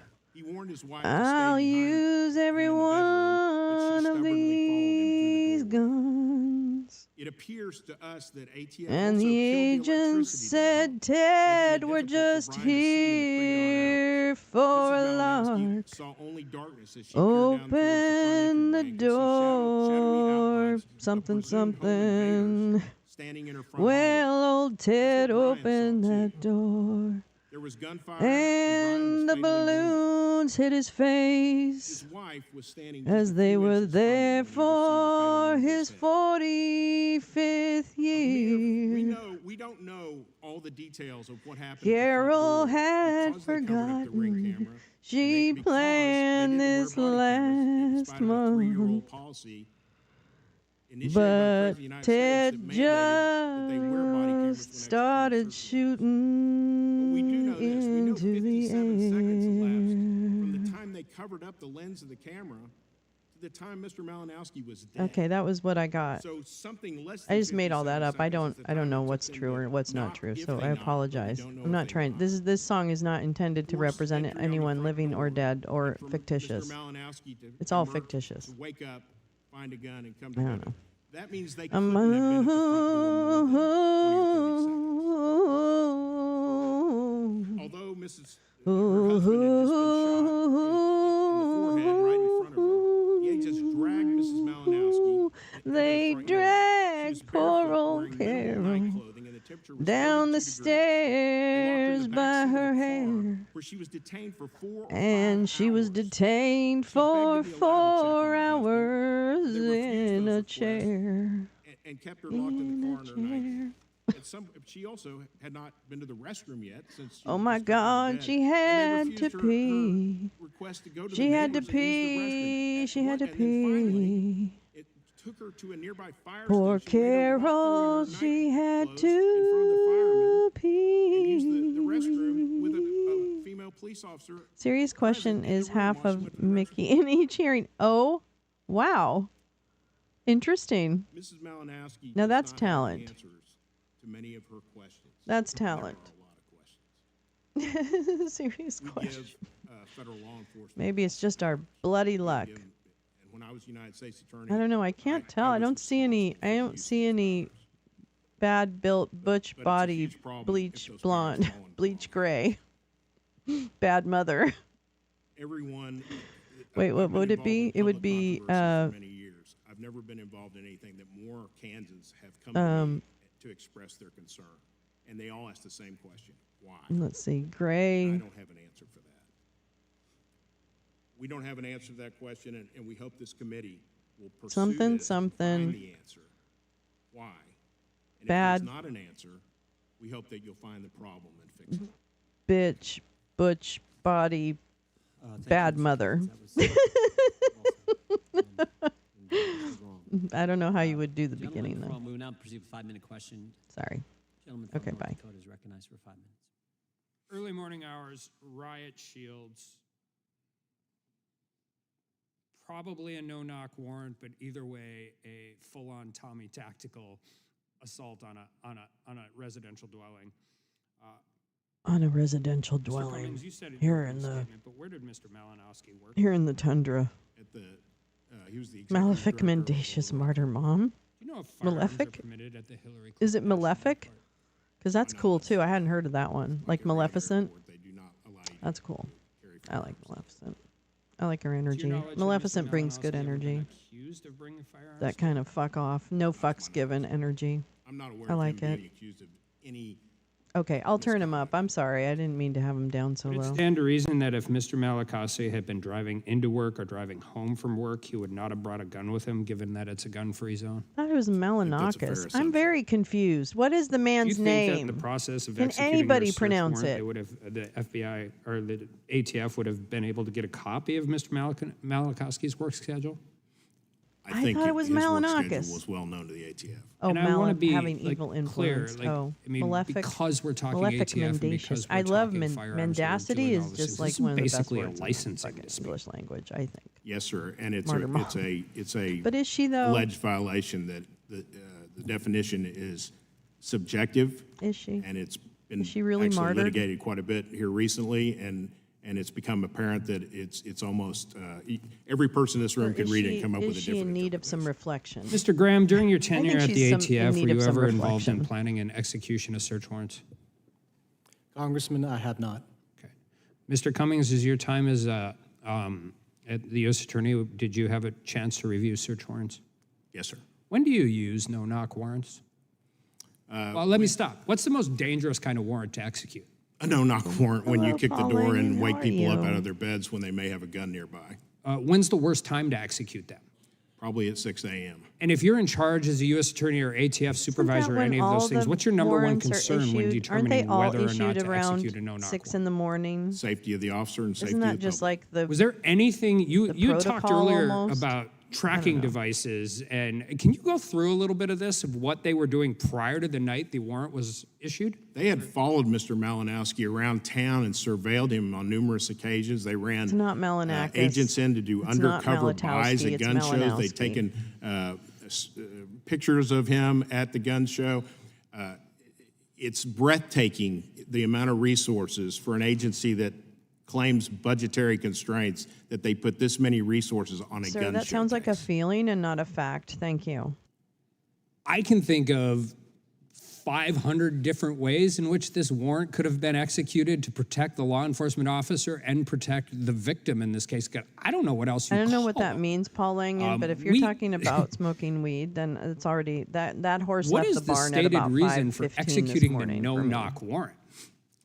I think When I discovered my Twitter was suspended. case law, you would look for exigent circumstances. They might be risk of escape, they might be destruction of evidence, they might be danger to some other party that's in the house. Of all the exigent circumstances I'm aware of that have ever been discussed in any case, none of them existed here, and that was well known. Likelihood of the evidence being, I mean, You can flush surveillance, drugs. Yeah, all of the difference utilized a lot in drug cases. They know somebody had delivered at midnight. They know it's getting farmed out the next day. So with all of this information and all of the things you know about the case, have they stated any exigent circumstance for utilizing the or utilizing this type of enforcement of the warrant? At what To my time knowledge, did you notice your breath had DOJ been has taken? released the affidavit that How are supported you the search speaking to warrant us and has actually called now? me and Senator Tom Cotton to tell us that I meant, there what was is no our body group cameras trigger used for the hearing? that day, Okay, and that's the well. only statement they've made about this case. I mean, I think we need to just take a step back here and recognize if this I'm was trying to think if there's anything been a word. else It's other usually- than it's probably ATF like and an adverb firearms, or people would be something, or apoplectic adjective, about I mean. how this warrant was set up. But because it Well, warrant's involves certainly a good something one. that has a political reason, but there's a person dead. Somebody's dead because the ATF decided to execute a warrant in the most unprofessional, irresponsible, and dangerous way. And I think that oftentimes Well, law enforcement have a mendacity's very not a bad difficult word, job. but nobody has really said mendacity in The number the one hearing, concern so that is the might not safety be of the fair. officer. But the reality I of don't this is know. this was That's a really executed for good- reasons that make no I procedural know, I'm trying, I think we're They still make too no early to safety determine that, sense, Paul and Langen. somebody is dead because they decided they I do. wanted to I have a go backup into a count. house It's at 1 a.m. I of a known don't gun have the owner other one. I don't have for the purpose of high, making, I I don't can't think have of anything the, else let other me than a turn 'em political down. statement. Thank you for representing the family. I don't Thank have you for being I here don't today. have an The account that ATF has any history followers. Of doing these things I with have warrants, and it feckless. That's a good has one. to Stop. And with that, I yield back. Execute. That seems to be like a pointed word. It's more about the intonation of execute. I'd like to introduce the search warrant affidavit and search warrant, which is not a no-knock. I guess we're just talking about this one Was it case still at 1 as a.m. the with, as the I don't know canon. how many people in Feckless is a great 6 word. a.m. Always makes unnecessary appearance. Tommy It's Cathy true. from here. And fentanyl. If fentanyl makes an objection, appearance, it's almost like a turn to the bonus recognized round. gentlelady from Florida. I mean, I don't know. I'm sure fentanyl actually will come into play here. What caused the suspension? A violation of X rules and perhaps. So it's posted on my community page on Lolo's Lounge on YouTube. I posted the 3 tweets that got reported. These are pretty random tweets. They don't have anything. They don't share anything in common. Countless others irrevocably changed. Yeah, Twitter has rules. Can you believe it, Badger? Nazis, you're fine. You get a pass. Lolo, you're punching Rudy Giuliani. You get suspended. Excuse me? Are you kidding me right now? Or one tweet was debunking a stupid conspiracy theory about someone. So, you know, give me a fucking break. I have a feeling I know who did it or why or whatever. The timing is just weird. But so the 3 tweets, I have to remove them, and I'm on a 7-day suspension. And I appealed it, so I'll hear about my appeal, and then I'll think about what I do next. Well, the funny thing is, Paul Langen, is that the funny part is, they brought us here to do the bidding of the gun lobby, and for that, the rules have changed over time. Because it used to be if you made like a bad tweet, it would give you a warning saying, oh, tweeters don't like this. You should not post it. And I totally was following that. I was so good because I've been suspended before, and it's always 100% of the time, stupid as it sounds, it is always targeted harassment. It's not because of what I tweeted or whatever it was, because I don't tweet anything. I certainly don't tweet anything worse than what's on Twitter daily now. Yeah, arbitrary application. Yeah, exactly. But this is targeted harassment because somebody went through my tweets and picked out ones that theoretically could walk the line of using violent speech because they use words that may invoke or describe violent things, but they are not violent tweets. Someone reported them and hoped to God it was going to get me suspended, and bitch, it did. Are shot and killed by an intimate partner. That's more than 2 per day in the United States. But this is important. We sit here so gun lobby lackeys can try to block background checks that would prevent these abusers from getting guns in the first place. We're here so Republicans can protect gun traffickers who skirt the rules and let guns fall into criminal hands. To pretend that non-compliant dealers are the victims and we are losing thousands of our mothers, sisters, and daughters to abusers who get their hands on guns sure seems like that's why we're really here. Ms. Sampson, how much more is an abused woman likely to die if her male abuser has a gun? The exact statistic just left my mind, but I believe it's 4 times. I think it's 5 times, 5 times actually. as likely. Yes. And why is that? It's because having a firearm in that situation makes it more likely for it to escalate quickly. And contrary to some of the statements around it being an equalizer for women, even if a woman has a firearm, she can quickly be disarmed and that gun can be turned against her. Right, and yet I've heard my Republican colleagues say that the solution to this is for women to have guns too. Tell me, Ms. Sampson, does a woman having a gun in the home make her safer against an intimate partner? Absolutely not. In general, isn't it true that adding more guns to a violent situation actually increases fatality rates? That's correct. From an isolated backstory that is so unimportant, it hardly bears mentioning. For example, my Jamie's Law legislation named if you for Fred scroll back Guttenberg's to the beginning after I muted myself, would prohibit anyone from purchasing ammunition who is already barred from buying a gun. It's a common sense layer of protection, but federal law doesn't require a background check to prevent prohibited purchasers from acquiring sometimes ammunition. misogyny is Jamie's evergreen. Law closes this ammo loophole. Why do we need it? Seems Nearly to me 40,000 people misogyny die from and guns in the US every year. not That's 4 liking people every who hour are whose smarter than dreams are you snatched away is just by an a gun and a bullet, evergreen each one leaving a experience trail for of me. sorrow and pain for friends and family to navigate over an entire lifetime. Now, And yeah, it's there are only people elected that I think I'm Republicans that are smarter chained than. to the gun There lobby, just are. and Republicans I'm are really sorry. good at saying that I think you think we that don't about need yourself, more too. laws. We just need to enforce the ones I'm that sure are you already do. on If the you just books. sit and think Well, about it, it's already you'll illegal admit to yourself for that prohibited there purchasers are people to you purchase think you're smarter ammunition, than. but we don't enforce it. So I think that all of my colleagues, I would expect, would join me in co-sponsoring Jamie's Law, bringing it to the floor immediately so that we can actually enforce a law already on the books instead of adding a new one. Thank you. Practice what you preach. I yield back the balance of my time. Gentlelady yields back. Mr. Cummings, what was Brian Malinowski's principal livelihood? He was the highest paid city employee in the city of Little Rock as the executive director of the Little Rock Airport, and it's a matter of public record. I think he made about $260,000 a year. So it wasn't selling guns? No, sir. This was and the rule at the collecting guns time, was a the law at the time says if your principal livelihood is not in Max, you're selling 100% firearms, right. you do not It's need an It's FFL. a correct. Is that, I concur accurate? with your observation. That's my understanding to the best you can So have. I what- like having what things on did the he- what record, was but I the don't know what crime? it means. What did he Although do sometimes I think about the current arguments we're having to ask about ATF. They constitutional decided that he history or maybe had something like committed a that. crime even And Now, these the standard has conversations that come up in changed, but the new Congress rule have didn't take actually effect been until quoted in this Supreme past Court Monday. cases Is that right? That's correct. and the like. And even under the new So standard, I think there's that a it question actually of whether is he was in important for violation of people the to law. get Is that as much accurate? on the A record huge as question. possible. Huge question. Anyway, But under the old standard, but you're right. it was I don't pretty think simple. legislatively there will Is be your any changes principal that make a livelihood difference selling in the near firearms? term. That's correct. And for Brian Malinowski, it wasn't.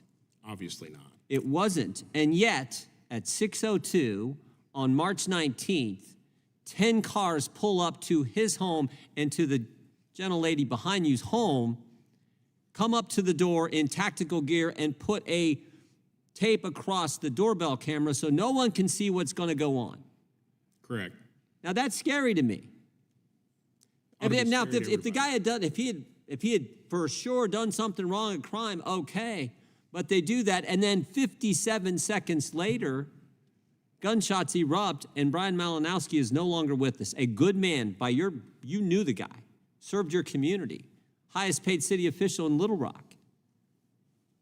What the heck do you think's going on here? That's the question on the lips of every person in Arkansas that's contacted me, and that's a large number of people. And isn't it true that a week before, these same agents were there in the Walmart parking lot close by the Malinowski home, going to go execute the search warrant, and then decided not to because Brian Malinowski wasn't home? Why was it so critical that he'd be home? I don't know, Mr. Chairman. It was a search warrant. In fact, they could have waited till nobody was home and come and, if they wanted to kick the door down, they could have come at noon and kicked the door down when Mayor and Brian were both gone. And searched and found whatever they were looking for. Exactly. And anything they wanted on Mr. Malinowski, if they wanted his phone or anything, they could have served that warrant. They could have got a warrant for that. I'm sure the judge would have given it to him, and they could have done that at the airport. Correct. At his principal livelihood at the airport, correct? Correct. Then to add insult to injury. This is the part that just, I know, infuriates Mr. Hill as your member of Congress, and I would bet any American. to add insult to injury, the way they treated his spouse, Mrs. Malinowski, sitting behind you, the way they treated her at a moment that maybe the most high anxiety moment in any individual's life, their spouse has just been shot, that to me is like unbelievable. What she had to go through. It makes me very angry. Well, it should. It should make all of us angry. I think it makes a Democrat. There's no explanation for that. That to me, and I keep coming back to, was this done for some kind of intimidation? We've seen this from other agencies, frankly. Intimidation. We had the FBI, Mr. Houck, come in, arrest him in front of his wife and children. Same thing. Pre-dawn raid, 7 kids there, take him away. Gosh, When his why does attorney Jim said, we'll know be so happy to many work with people you. who've been arrested You'd have been in happy to work pre-dawn with these guys if raids? they had contacted you or any. Absolutely. That's the part that gets us. That's the part that gets. What was his principal livelihood? It was not selling firearms. I can't figure out what the crime is. Now, by the way, any of the guns, any of the firearms that Mr. Malinowski sold as part of his hobby, any of them ever be used? Were any of them ever used in a crime? The affidavit alleges that they were found in crimes, but the crimes were 3 traffic stops where there was marijuana and a firearm in the car. So Yeah, that was a crime. marijuana. And Yeah, Jim, that's true. The thing is I watched the NRA speeches last weekend when Trump was speaking at them, or last week, whenever it was. And it was so low energy and low, like, star power kind of thing. It was really fascinating. They're in decline for sure. I mean, obviously, there's still a strong issue, but we're going to push them as hard as we can to try to figure out why they would behave in this way and why they didn't wear body cams. I mean, it's almost like, what are they trying to hide? Cover up the doorbell, no body cams? What are they trying to hide?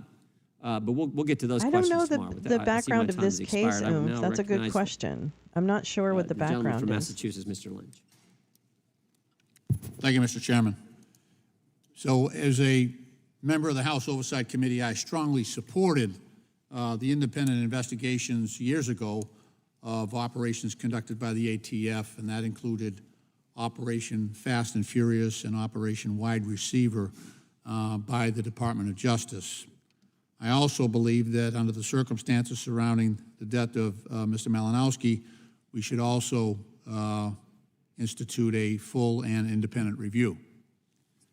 However, like Ms. Sampson, I do not agree with the ad hominem attacks. I think they really rolled the dice on 2016 as being a way to cement their legacy. In 2002, when President George W. Bush, reestablished the ATF within the Department of Justice, and he did that for all the right reasons, I believe. We had a mission to protect communities from violent criminals, criminal organizations, and also, if wishes were horses, we needed to get at the problem of the illegal use and trafficking of firearms. To this end, the ATF regularly, to my experience, works with local and state law enforcement agencies nationwide to reduce gun violence, a national crisis that's affected each of our communities. You have to hand over a census when you get, like, insurance. The ATF census Boston of your Field members. Division That's recently partnered hilarious. with the Boston Police Department, God, how fucking Suffolk dumb. County Sheriff's Office, the Suffolk County District Attorney's Office, and the U.S. Attorney's Office on a new initiative to combat the flow of illegal guns and the incidence of violent crimes using those guns. In particular, the Boston Firearm Intelligence Review Shooting and Trafficking Program, or the Boston First program, was developed to deploy state-of-the-art shot spotter technology, or ballistics tracking technology is another term, to assist law enforcement agency in reviewing shooting incidents and firearms trace data to take illegal guns and violent criminals off the street, and also to respond more quickly to those incidents of gun violence.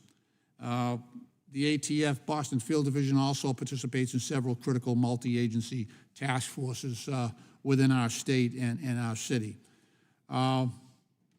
Perfect example of what that collaboration can do is, we had a shootout at my local park. So I grew up in the housing projects. We got a park across the street. It's heavily used, the second most heavily used park in the city. And we had a shootout between two rival gangs. And it was during a couple of lacrosse games, a lacrosse tournament and a basketball tournament. And it ended up in a situation where moms and dads had to lay on top of the bodies of their kids to prevent them from being shot. There were only 60 shots fired.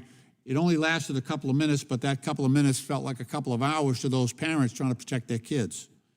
So we were able to, with the help of the ATF and Boston Police, the FBI, the DEA, who I asked to get involved as well, and also police departments from Boston, City of Brockton, Quincy, Stoughton, to begin to attack that problem and bring in some of that technology to reduce the likelihood of that happening again. And I'm very thankful. I'm thankful for my ATF agents and law enforcement personnel for the job that they do. It's not easy. But Ms. Sampson, if you could talk a little bit about, last week we had, you wouldn't believe it, but we had law enforcement officers National Police Week, where we show appreciation. Now we're going after them. Could you further discuss the extent to which ATF supports local law enforcement in preventing gun violence and gun trafficking? Thank you. So there are a variety of forms that this takes. First, we have to think about the context that we're in, which is epidemic gun violence. So we have over 44,000 people killed each year, and that doesn't account for all the shootings that happen where people are injured or where there's just shots fired. So local law enforcement agencies are trying to respond in that environment. And ATF is the only federal agency that can help them understand, number one, where are the guns coming from? They can't figure that out without ATF. So every time a gun incident happens, ATF is the one who tells them where the gun came from, which can help them identify suspects and follow those leads along.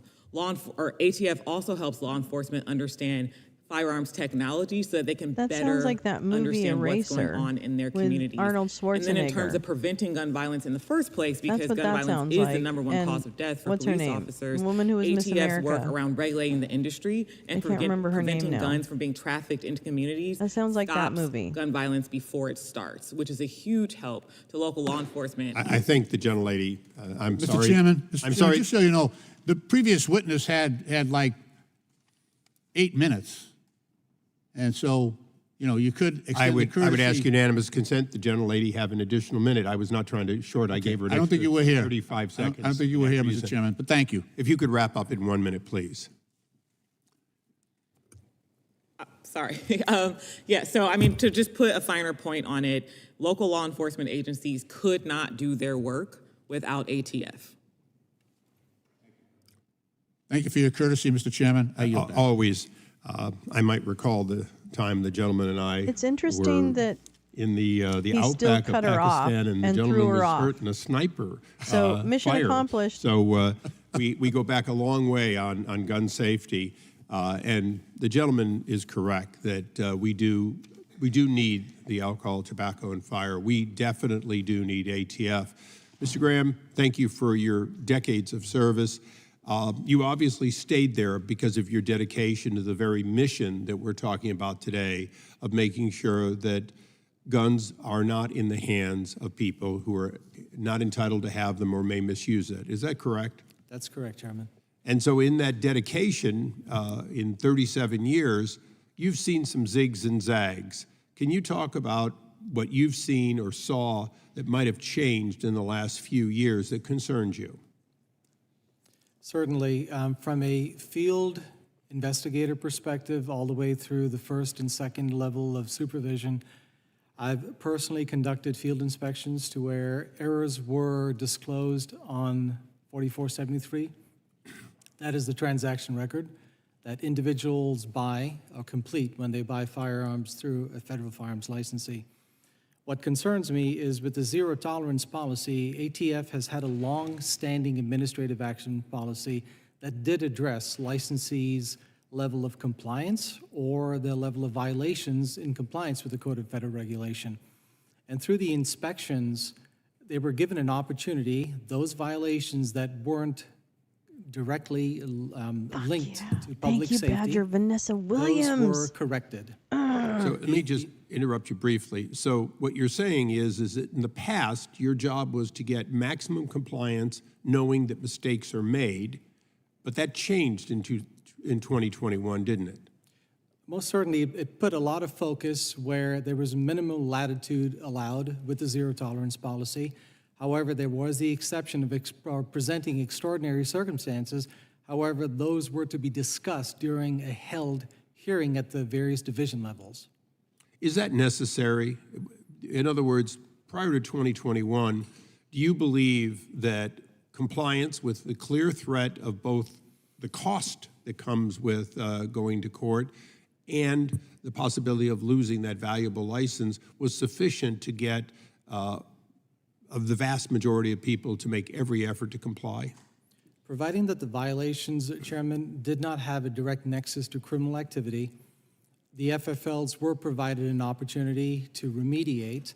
Basically, it's the investigator's job to ensure that the records that are executed are fully compliant, simply because it's those records that criminal enforcement uses to trace a firearm to the last known legal possessor. And if those records are inaccurate, it could perhaps affect how a warrant is served, who the individual is that may be perhaps looked at. So prior to 2021, Anna Wintour there were behind him? opportunities using the Administrative Action Program to Is address this Washington, violations that D.C. were Fashion found Week? at a federal firearms licensee, Did I miss given their something? previous I don't know. inspection history I feel like I missed considered in something. the entire process. So let me just give a couple of quick questions, and you may not be the only one that wants to answer it, but certainly during the Obama administration, Operation Fast and Furious went counter to everything you normally did, allowing more than 2,000 weapons to end up in the cartel's hands. That was a deviation from any sensible thing that you saw during most of your 37 years. That was, quite frankly, not what happened during the next 4 What? years Is that after true, President Jim? Obama. That's terrible if it's The allowed question for is, children's play should equipment. your agency be able feel to like that's operate substantially the crazy. same without regard I know New York to schools have who lead happens to in be their in the White pipes. House? And should your know mission that. be more consistent? And I hope in they fact, fixed it by now. looking at what happened with Fast and Furious, what happened in the Obama administration as an attack on guns, and particularly on their ability to collect money, which was a separate program, versus the 4 years of President Trump and the 8 years of President Bush before that, and now President Biden. Do you see kind of a back and forth that reeks, in general, of politics rather than you're being able to do your job in a consistent way? And you can comment on any of these administrations you feel appropriate. Quite frankly, Chairman, I have no comment to make on Fast and Furious. That was a criminal enforcement endeavor. As far as the regulatory perspective is concerned, you have both ATF agents and industry operation investigators that are dedicated to upholding the United States Code of, as well as the Code of Federal Regulations. When there are changes, it not only affects how the investigators deploy their on-site inspections, compliance inspections of a federal firearms licensee, but on the industry member themselves. There is a lot of back and forth, there's a lot of confusion, and going back to the zero tolerance policy did create confusion as to, last year or a few years prior, I may have been inspected. However, I wasn't cited for whatever that Code of Federal Regulations citation was. But however, this year during a CURT inspection, because of this new directive, they are being pursued for revocation. Okay, I'm on just a yes or no from anyone, hopefully everyone, very quickly. In what happened that the chairman was talking about a few minutes ago, should this committee seek to mandate body cams anytime potential lethal force is being used in any ATF operation? Yes or no? Yes. Yes. Yes. Thank you. That was a yes, ma'am? Yes. I got 4 yeses. I'll take it. We now go to the gentleman from Virginia, Mr. Connolly. That is hard to get, but I will take yes for an answer. Mr. Connolly. And I say yes too, Mr. Chairman. Mr. Cummins, I just want to clarify something in your testimony. You heard my colleague from New York enter into the record the actual warrant, which was not a no-knock warrant. Is it still your testimony that what occurred, the tragedy that occurred with Mr. Malinowski and his family, was a no-knock warrant? Because body cameras weren't worn and the doorbell camera was covered up, we don't know what happened at the front door. But I would say, based on what we do know, that 57 seconds I described, minus the time to allow for Mr. Malinowski to respond to the crash in the door, and whatever time it took them to knock on the door, if they knocked after they covered up the door. This? We know that it was 20 or 30 seconds. But and my answer is it's a distinction without a difference. Well, if all you hear is a crash. No, there's a huge all right, difference. But for the record, what do you know? But for the record, you're a lawyer. Yeah. The warrant filed was not a no-knock warrant. Not on its face. That's right. Yes, sir. Thank you. Just want to clarify that. Ms. Sampson, Mr. Cummins described this is really the thing. a horror Stop that letting should not people occur to lie. any American Thank you, citizen or American resident. Representative Connolly. Is there, however, a distinction in the solution? The solution before us today is abolish the agency because they engaged in behavior that was brutal or violent or beyond acceptable norms. Do you believe that's the solution? Absolutely not. So the very same people who condemned those who called for that solution with all the the Minneapolis Police because Department that after is the really George where Floyd the emperor has tragedy no clothes. have a different solution today for ATF. And For some reason, I am not this a fan particular of police law force ought to enforcement be agencies. abolished, and no other. So, even if they I also don't know what engage the in violent behavior, battle needs to be over the brutality, ATF, and but it violation seems to of the law. me I have serious You- doubts do you about note the irony? authenticity of the GOP I do, pearl and with clutching. respect to the ongoing investigation, that's not what my area of expertise is. We, of course, believe in accountability because we live in a democracy. So there should be accountability and investigation. Right, but the solution isn't to abolish the agency. Exactly. In fact, the agency has some very important missions, as Chairman Issa just indicated. He said, no, we need ATF. I agree with him. Reform it, yes. Abolish it, very different kind of answer. What would happen if we abolish the ATF? What kinds of consequences might flow from that? There would be consequences for all Americans. First and foremost, we would lose the only federal agency responsible for making sure that firearms are not trafficked into our streets. Maybe that's why some people don't like the ATF, that particular charge, that they don't want regulation of arms of any kind, and they don't like the federal agency that has that mission, which may be why for so many years they've blocked the confirmation of an ATF director. It looks like they're doing the same hand gestures. That could be. All I know is that ATF is the only federal agency that we have, and we're dealing with epidemic gun violence. Well, let's look at that. Privatization So if we and abolish it, militarization would that of make it local easier for police criminal cartels to forces, traffic firearms in this country? Yes. If we abolish it, would that, in decentralizing fact, it into strengthen local Mexican authority, cartels because engaged in somehow human they don't think trafficking, that's drug gonna trafficking, backfire and on them arms trafficking? someday. Would we expect more assault weapons to be funneled to the black market if some of my colleagues succeeded in abolishing the ATF? Yes. Could it affect violent crime in the United States? Absolutely. How so?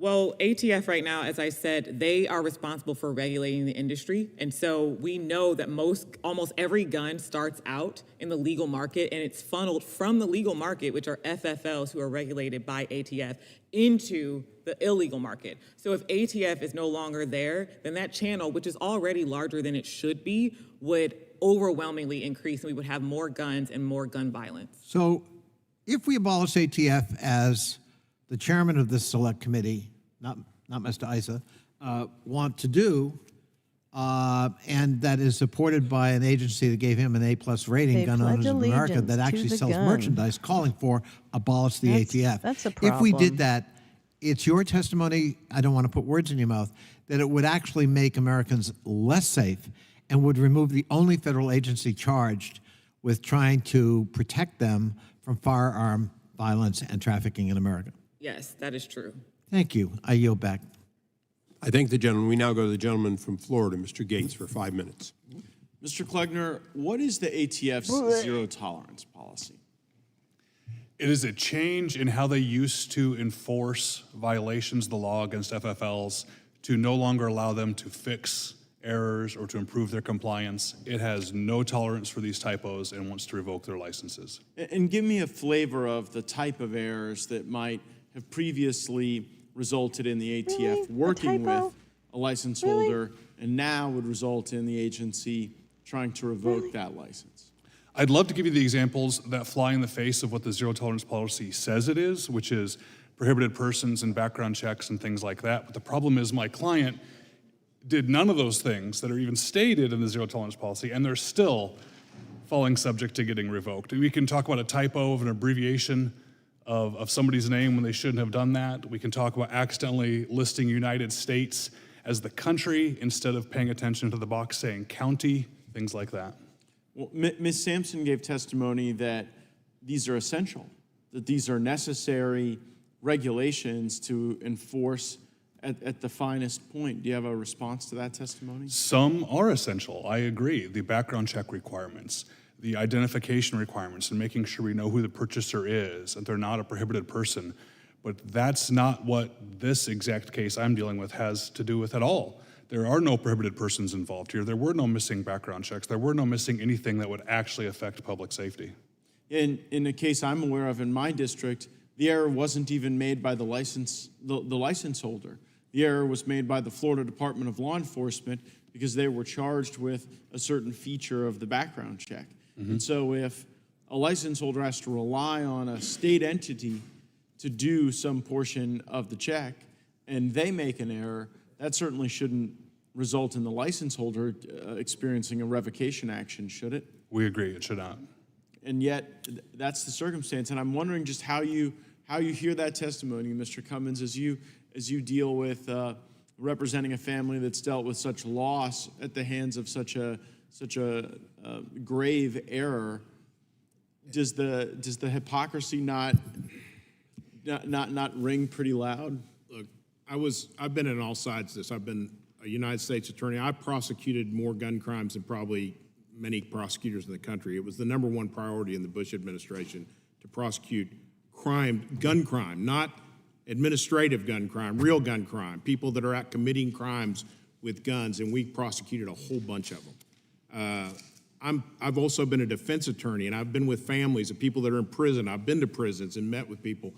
Anybody that thinks that the guns that are being sold in private sales are driving the level of crime we're seeing in our community, on the list of things that are driving the level of crime we see in our community, private gun sales is way down at the bottom.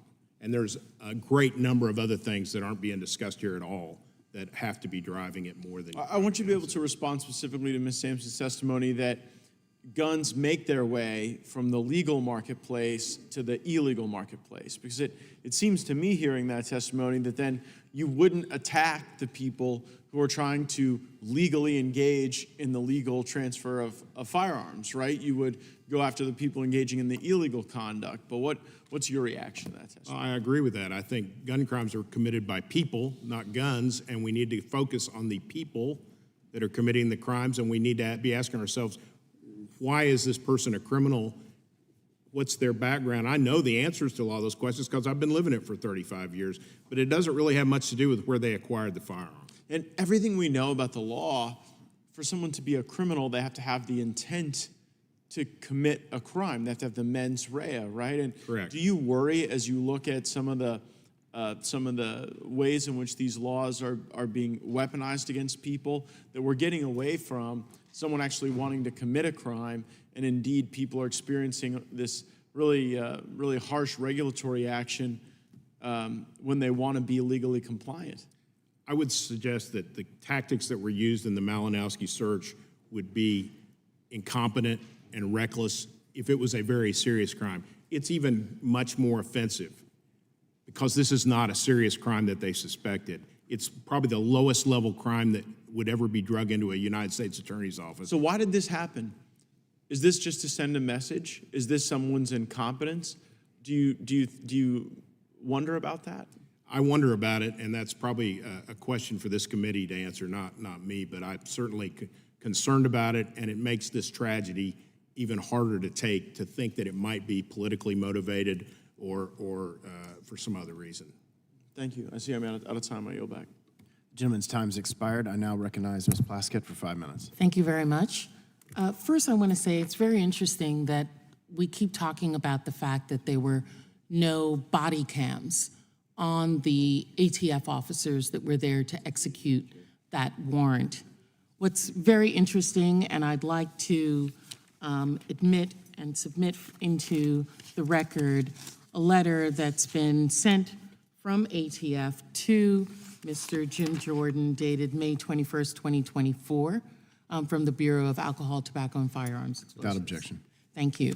And in that letter, it reminds this Congress that in 2021, the department directed its law enforcement components, including ATF, to develop plans for a phased implementation of body-worn cameras. But the very thing that they're trying to do, which is to eliminate the ATF, is the reason that they don't have body cams, because they didn't give them the funding for it. Congress has specifically stated in its appropriations that they don't want to fund ATF. They don't want to give them the money to be able to operate. They don't want to give Mr. Klickner's clients sufficient ATF officers to be able to quickly do the kind of paperwork that they need. That's why they're taking so long. They don't want to give them the funding to be able to have body cams. And so ATF has only 1/3 of its individuals who are wearing body cams. And I have specifically requested from Congress the funding so that everyone can wear those body cams. And my colleagues have denied that. They're the ones who have said they don't need that money. Let's get rid of ATF.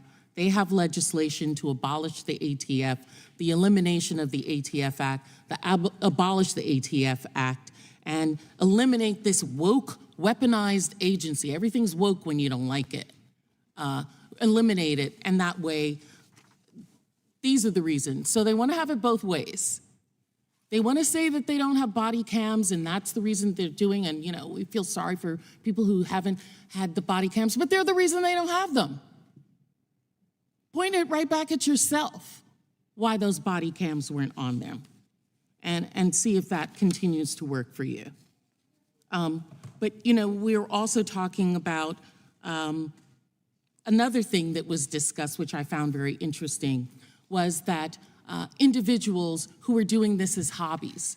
One of the reasons that we changed the rule to the engaged in business rule is because an individual who can have as his primary income a large income can then sell a lot of firearms and not be considered a firearms dealer because their primary income is more than the firearms income that they're doing, even if it's voluminous, the amount of firearm sales that they're making, if their primary income level is higher. And so, a couple of years ago in 2022, President Biden signed the bipartisan Safer Communities Act, which has, as was one of its rules, a rule with regard to no longer can an individual hide the fact that they are, by all accounts, by a common law person's accounts, an actual firearms dealer and not a hobbyist. And one of the ways I would look at determining if in fact a person is a hobbyist as opposed to a firearms dealer is, Ms. Sampson, in your opinion, is someone who buys and then almost immediately resells at least 150 firearms in a 3-year period a hobbyist or an unlicensed gun dealer? If that is what a person was doing, then they would be more likely to be an unlicensed gun dealer. Is it concerning to you if someone sells 150 firearms and conducts no background check on the individuals who are purchasing those firearms? Yes, because ATF data shows that those unlicensed and unbackground checked sales usually end up going to prohibited purchasers. I'd like to submit for the record the actual search warrant, the unsealed application for a search warrant, and the affidavit and other information therein, which on page 28 states that as of February 27, 2024, approximately 6 firearms are known to have been recovered in the commission of crimes. those are related to the firearms from that Mr. Malinowski purchased and then sold. Mr. Chairman, could I? No, I'm speaking. It's my time. Okay, I'm sorry. Okay, thank you. And then, in your opinion, Ms. Sampson, would ATF be justified in being concerned when someone sells a firearm to an individual who has been convicted of robbery and is prohibited from owning a gun? Yes, because selling to a prohibited purchaser is a violation of the law. In your opinion, would ATF be justified in being concerned when selling a firearm that lands in the hands of a 15-year-old member of the Nortina criminal street gang? Yes. Thank you. I yield back. LA yields back. Mr. Cummins, I think Mr. Stubbe will give you a chance to respond. Mr. Cummins, you want to respond to that? I just wanted to quickly say. Is this his time now? Yes, it's his time. The ranking member made a misstatement that's been repeated in the press, and I'd just like to correct it. That affidavit refers to approximately, I think it's 142, but call it 150 guns that Mr. Malinowski purchased over 4 years, which I can tell you, I could name a lot of people in Arkansas that have bought 150 firearms in 4 years. It only documents 6, I believe, sales of any firearms in that affidavit, not 150. It documents that he purchased 150 guns, but it only documents that he sold about 6. Which you're allowed to do in America, right? As far as I know. Gentleman's recognized. Yeah, I mean, this whole case is outrageous to me. And Ms. Malinowski, I feel like we owe you an apology on behalf of the American government today, because ATF isn't going to give you that apology. So we'll do it today on behalf of our government, who just, I kind of uniquely situated. I have a military background, but my father's a retired sheriff. Did 20 years on the SWAT team, executed countless search warrants. My brother's 10 years on the SWAT team, still on the force, executed countless search warrants. And you know, you have conversations with them. I have a military background, be quiet. so I kind of understand. Be just quiet a little sort of bit. thing. And when they execute a search warrant, they would wait until the individual wasn't at their home where they knew that there was a firearm present to avoid a situation where one of their officers were injured. And your testimony is, and it's in the record, that they followed Mr. Malinowski. They knew where he worked. Mr. Gates made a very good point that he worked at an airport, a secure environment where it would have been very easy to go in and execute a search warrant. And if they were going to arrest him or question him, do that there where there were no weapons involved. It would have been peaceful. Did ATF ever serve him with an administrative cease and desist letter? No, sir. Did he have Not to my knowledge.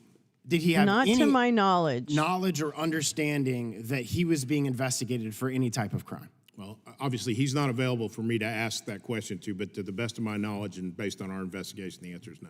You and his wife, or his wife. Wow, his voice really trailed off Since at that. Malinowski did not receive a cease and desist really letter, did he ever off. get any other? Well, I just asked that. It's hard In to lie ATF search under warrant oath. application, agents indicate that they talked to him on February 8th, just over a month prior to the raid.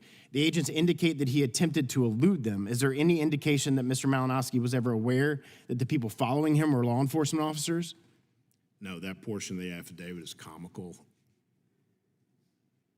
Well, that sounds like a feeling and not a fact. I mean, it's an irrelevant portion of the affidavit where they talk about traffic and him trying to follow him. It sounds like somebody that isn't a very good driver to me, and I'm familiar with the area that they're describing, and everybody is in jeopardy when they make that transition, but it has nothing to do with this case. And again, it was like 6 o'clock in the morning, so he doesn't know he's being investigated. There's no like letter that's sent that you need to cease and desist of what you're doing, or we would like to have a conversation with you. unbelievable.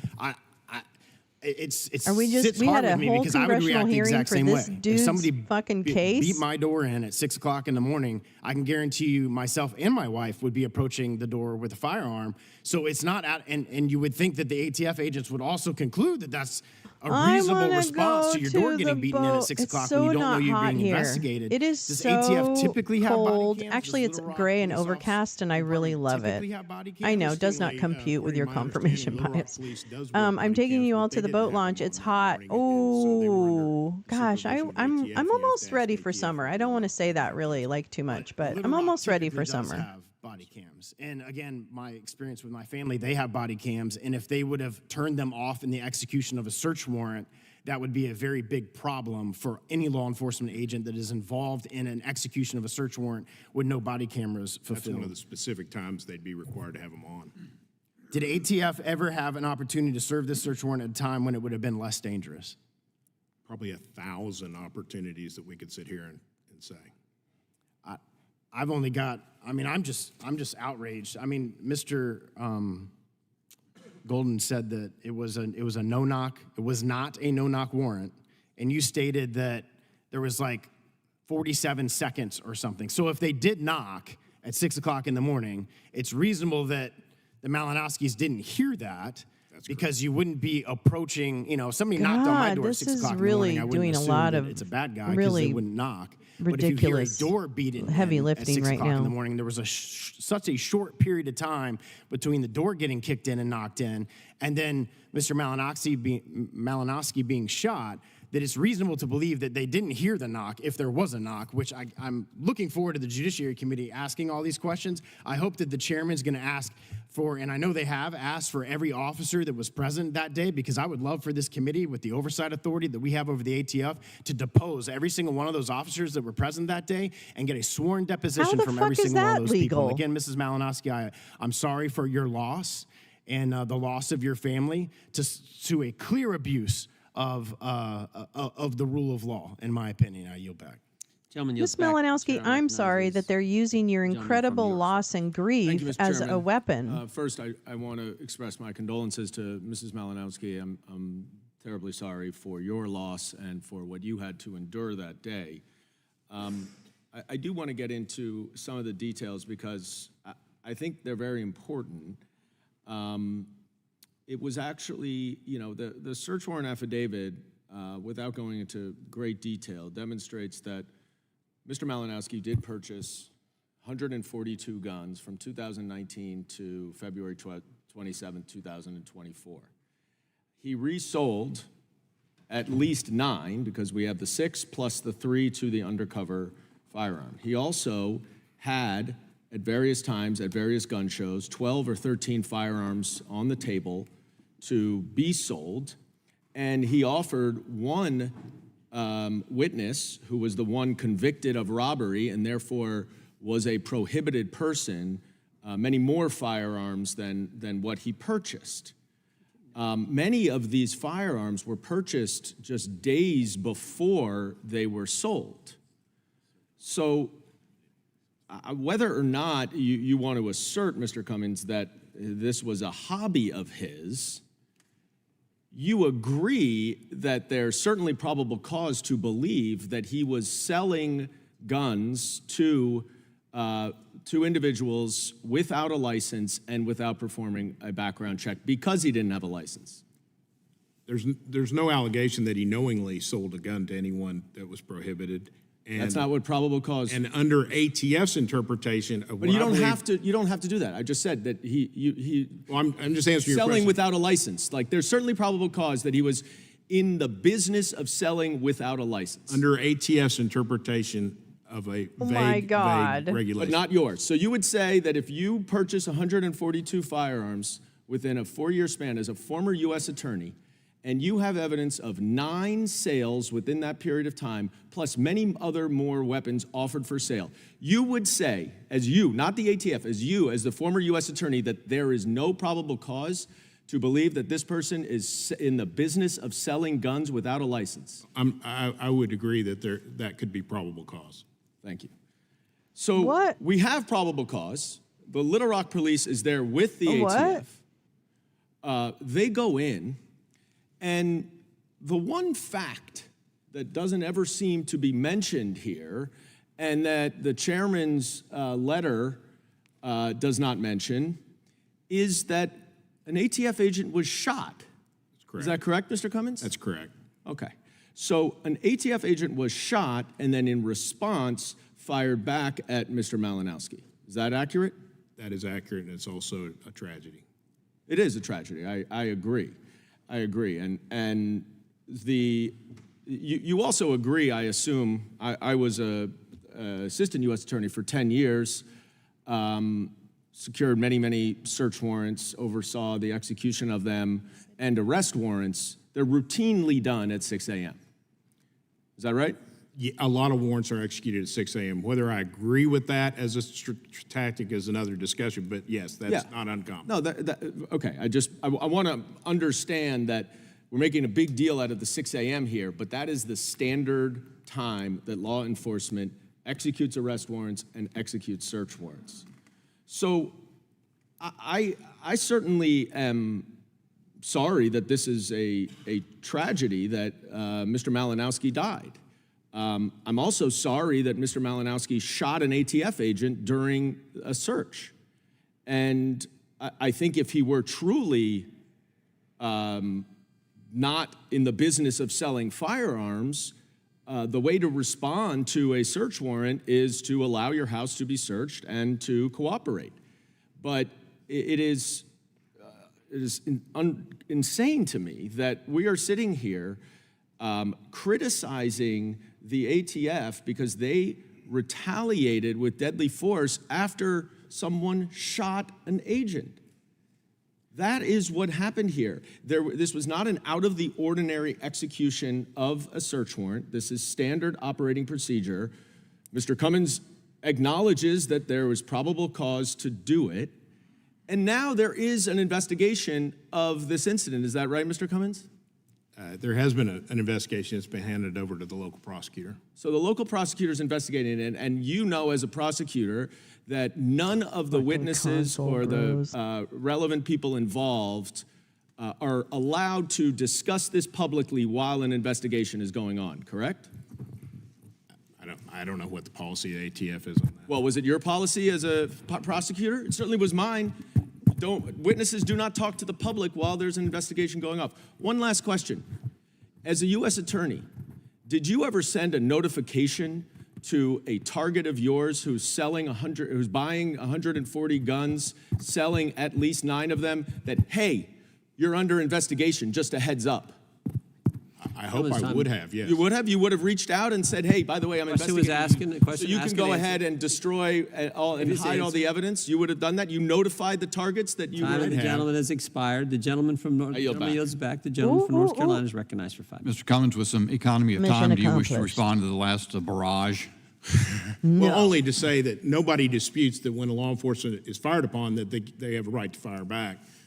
The point is that everything that created that situation was incompetent, unnecessary, and reckless. And it defied the law because, as a former assistant, you know the Fourth Amendment cases that allow either a no-knock or what I would call a tap-and-go type entry with no real waiting for someone to come to the door are only justified by exigent circumstances that do not exist in this case. So, in my opinion, as a former U.S. attorney, this was a completely illegal search.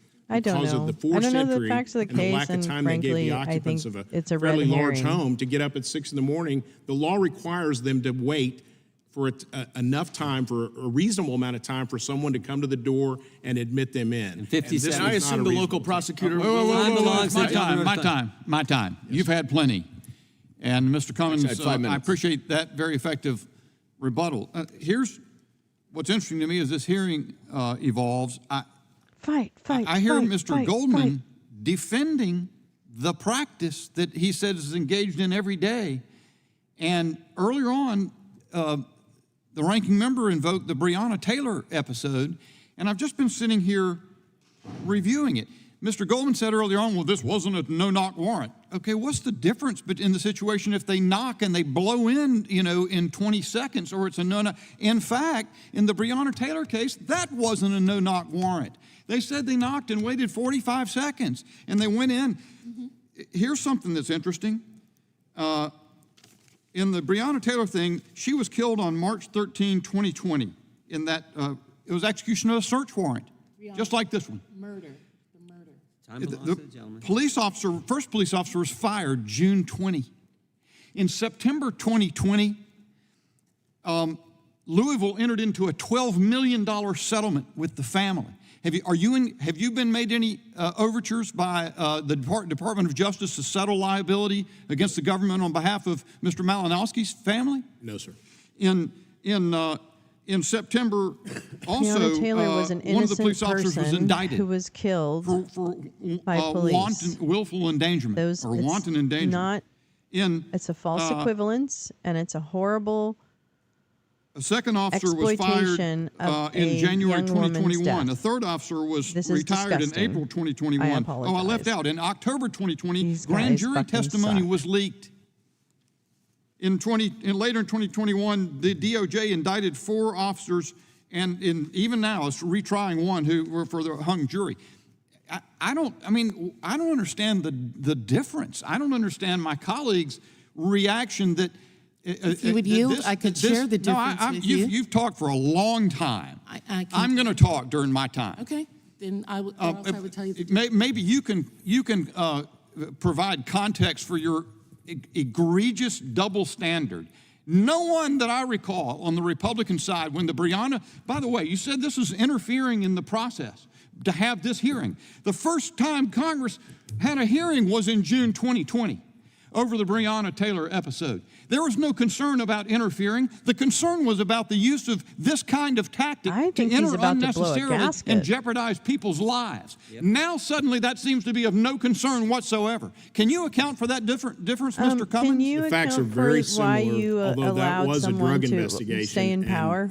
Under the case law, they are allowed to go in faster because of the potential for destruction of evidence. Yes, so in this case, we're talking about conduct that the law would say is malum prohibitum, not malum in se.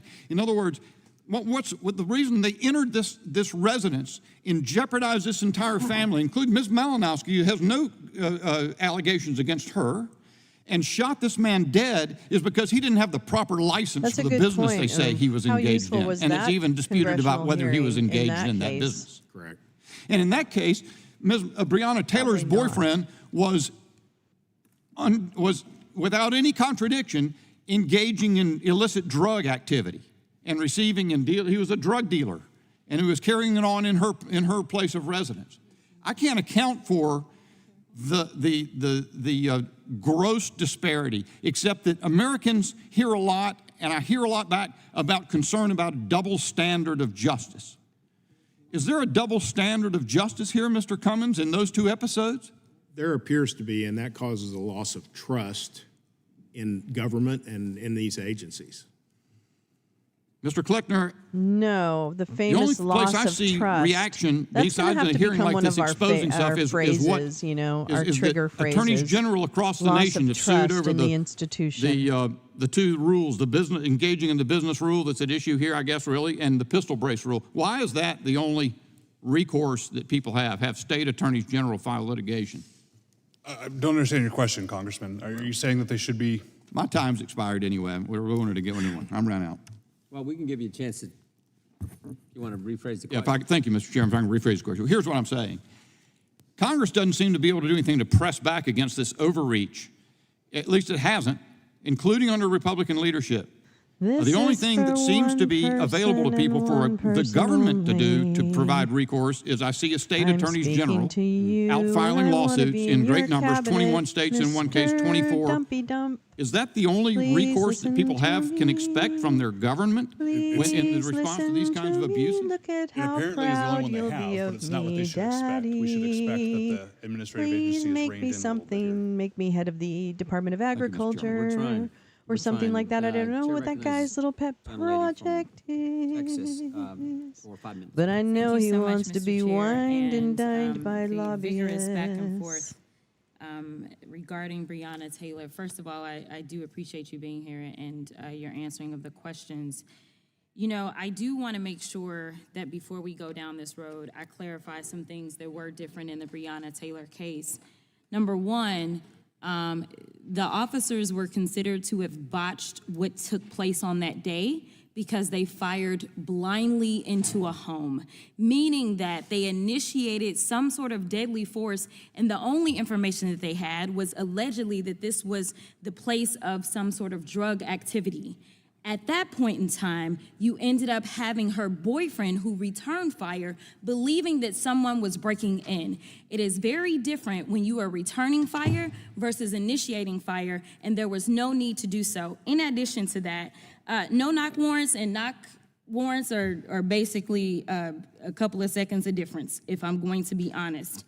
But one of the things that I worked on in the state legislature was actually making sure that we could reform no-knock warrants because it is a risk not only to the people in the homes, especially in a state like Texas, where everyone is allowed to have a gun, but it's also a huge risk to law enforcement. So being able to do this effectively, this is dangerous work that law enforcement engage in every single day. And I do want to be clear that I am always sorry for the loss of life. I don't care about the race. I don't care about any of those things. And honestly, I believe in the criminal justice system. I believe that if someone is accused of something, they should have their day in court. So I do want to say that I take issue with anyone losing their life, period, even if it's somebody that's accused of a crime. And I believe that they should go through due process and have an opportunity. But in this particular set of circumstances, we know that if somebody shoots at me, in fact, some would argue that last week I had a colleague that decided she wanted to shoot at me, I'm going to shoot back. And that's what happened here. But what's more frustrating for me in this hearing, and what seems to be a pattern, is that we continue to attempt to litigate pending cases. We saw that we had one of the witnesses in the Trump trial. He came and testified before us last week, and then he went and testified this week in front of the judiciary. And then we know that this is still a pending case, and I do want to afford an opportunity for those that will be granted access to discovery, video, whatever video doesn't exist, as well as any statements, depositions, all those things. Some folk that have access to all the information, and ultimately, if this needs to go to court, having a jury that will make a decision based upon the facts and the evidence. So with that, I want to make sure that we move on to something else, which is the reality that, in fact, let me do this before I run out of time. Mr. Chairman, I ask unanimous consent to enter into the record 97% annual gun owner October 2023 report, which details these and other statistics pertaining to gun owners' views on common sense gun control policies, and I'm gonna go back up to what those views are. Thank you so much. 97%, a bipartisan group of gun owners and non-gun owners, which conducts research on gun safety policies, found that with regard to common sense gun policies, 86% of gun owners, well over the simple majority, support keeping guns out of the hands of violent criminals. 70% of gun owners said they wish we would enact some kind of gun reform. 66% of gun owners, for instance, think guns should be restricted on school grounds, and 67% think that they should be restricted in government buildings. And I will tell you that I fall into those categories because I am a licensed gun owner. Yet despite the majority of Americans and the majority of gun owners, Republicans last week passed a bill out of the House that eliminates states' ability to regulate firearms on private property, government buildings, playgrounds, and gun-free school zones. If that's not hypocrisy, I honestly don't know what it is, and it doesn't end there. As a party self-proclaiming itself as law enforcement's biggest advocate and supporter, Republicans on this very committee have introduced legislation to abolish the law enforcement agency entirely. Ms. Sampson, I have a few yes or no questions. I may only get to one. Yes or no, are you familiar with the role of ATF? Yes. And to your understanding, the ATF is in fact law enforcement, correct? Yes. Does ATF's duties include preventing incidents, investigating cases, and recommending prosecution for issues of violent crimes and weapons for gangs and career criminals? Yes. Narcotic traffickers? Yes. Domestic and international arms traffickers? Yes. Armed human traffickers? Yes. Terrorists? Yes. And with that, I will yield. Yeah. Brian Malinowski was none of those. The gentlelady yields back. The gentlelady from Florida is recognized. Thank you, Mr. Chairman. Oh, Jimmy only has the best friends. First and foremost, very, very sorry, Ms. Malinowski. As the wife of a SWAT medic, from one wife to another, I am deeply apologetic, and I can't even begin Max. to Yeah, she was a public defender in understand Texas. the pain Oh, look and at it, suffering it's that Cat you and your Hammock. family are going through. My husband, as I said, who is a SWAT Cat medic, Hammock. when we heard about I'm this Cat Hammock, case, and I'm from he was Florida. so thoroughly disgusted I'm from Cat. and I'm just heartbroken. gonna sing. That I'm is gonna truly, sing a I little believe, Cat a reflection Hammock on ditty. the good men and women in law enforcement. Let me sing a that little intend to Cat do their Hammock ditty jobs the for best you they while can. Cat Hammock is speaking, and she's not going to say anything you don't know already she's going to say. Disappointed that the discussion today So has here been we centered go around ways with the to cat restrict hammock ditty. It's not constitutional real good rights and to it's not law-abiding real pretty. citizens, If you know, then instead of the maybe mental you'll health crisis that we face in this country, know. which is a massive driver Cat of crime hammock in this has country. a hammock in her backyard, and it is really gonna grow. I don't know. So with that, I'm gonna Cat jump right into, hammock has a Mr. hammock. Kleckner. She Thank you for sits in returning back to fact, she's Congress to wearing provide that testimony. hammock today In a in here March in 10, Congress because that 2023 green and Judiciary white is Subcommittee looking mighty Administrative fine, State, mighty you addressed the ATF fine. stabilizing So Cat hammock, In your Cat's testimony, you said, hammock quote, is "This in a rule effectively panic gives the ATF because the power Cat to is determine who is a felon by the in stroke her of a hammock, bureaucrat's pen. and the hammock This is is not an appropriate enforcement pressing of law. It is tyranny." on the End quote. And I agree with you. twine.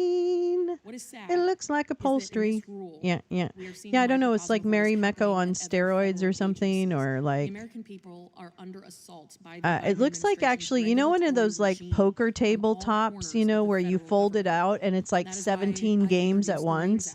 That's what it looks like. It looks like she's wearing one of those poker felt things that have like 17 games. Like you can play backgammon, you can play chess, you can play mahjong. You know, like they have all the games on one like big huge piece of felt, and you basically put it in your closet in the hallway and you never take it out.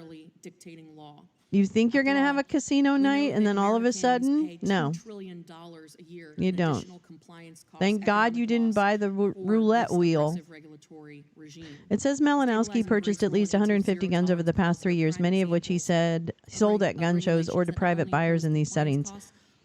You know, I have no doubt that this guy Basic Second Amendment rights.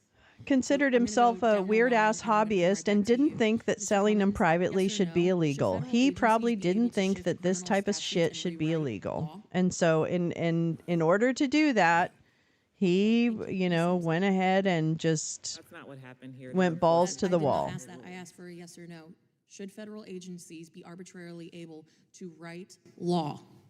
No, and that's not what happened here. Thank you. Mr. Graham. No, Congresswoman. Mr. Kleckner. No. Thank you. Mr. Kleckner, my understanding is that this rule disregards ATF's own approval of stabilizing braces in 2012, correct? This current zero tolerance policy rule? Cat hammock. Regarding how they classified the pistol braces as an accessory. Therefore, not Cat subject to hammock is full ATF wearing her hammock. in the time since they It's approved them in not one of 2012 to those today, poker ATF has done a full felts. 180 on So the issue don't and has chosen to think impose erroneous you're regulations on firearm accessories that were gonna. I originally don't know what the intended last for word should be. disabled veterans, Smell. I don't know. That's true. Don't and upon think which it has that people relied upon their smell. opinion when they were acting, and they're now in trouble for. Cat And the owners of these hammock farms would now be is committing a felony if they did wearing not register, her surrender, or destroy hammock. Or maybe one of those poker felts with the Correct, which multiple means games their on right it. to even Yeah. possess a firearm for the rest of their life is now gone. Doot, doot, doot. Exactly. Did Congress ever approve this legislatively? Clip it. No, I'm just Can kidding. you quickly outline the specific penalties for failing to register a pistol brace? Okay, here we go. Sorry, Paul. It says Malinowski purchased at least 150 guns, many of which he sold at gun shows or to private buyers in other settings. 6 firearms that passed through Malinowski's hands are known to have been recovered in the commission of a crime. The affidavit says, although at least half of the crimes it describes are marijuana possession, he sold 3 firearms to undercover officers. Buying and selling guns is not illegal. But according to court documents released Thursday, Malinowski signed forms when he purchased the guns, declaring he was buying them for himself, not for resale. The stipulation is included federaally required paperwork signed by Malinowski. Quote, I further understand that the repetitive purchase of firearms for the purpose of resale for livelihood and profit without a federal firearms license is a violation of federal law. A single offense can result in a fine and up to 20 years in prison. While court documents suggest Malinowski spent a lot of time buying and selling guns and likely skirted the law and order in regards to paperwork, it remains unclear exactly what happened during the early morning raid at his home or why he fired on federal agents. Thank you, Paul Langen, for sharing that background information. Lots of thanks for Paul in the chat. But each and Appreciate every ATF rule subjects more Americans to legal compliance, which, if ignored, even unknowingly imposes criminal and monetary penalties, as well as additional fees and legal costs. Mr. Kleckner, do you think that the rulemaking agenda is an attempt to employ lawfare against Americans who stand for the Second Amendment? I do. Okay, and if so, what does that say about where we stand when the Biden administration considers its citizens who believe in and adhere to the Constitution as its political enemies? That is scary if that's their motivation, and it's very difficult to comply with, for sure. In December 2023, the ATF Little Rock Field Office received a case referral for Mr. Malinowski. In the same month, it opened its investigation and spent the next several months surveilling his activities, including tailing him and placing trackers on his car. I find this absolutely frightening that we have agencies who are willing to go to this extent with a law-abiding citizen. The ATF knew his movements, his schedule, where he was and when he was there, and therefore the ATF knew when he was home and when he wasn't, meaning that the ATF decided to execute the search warrant when he was home, even though they knew that he would have firearms in the home.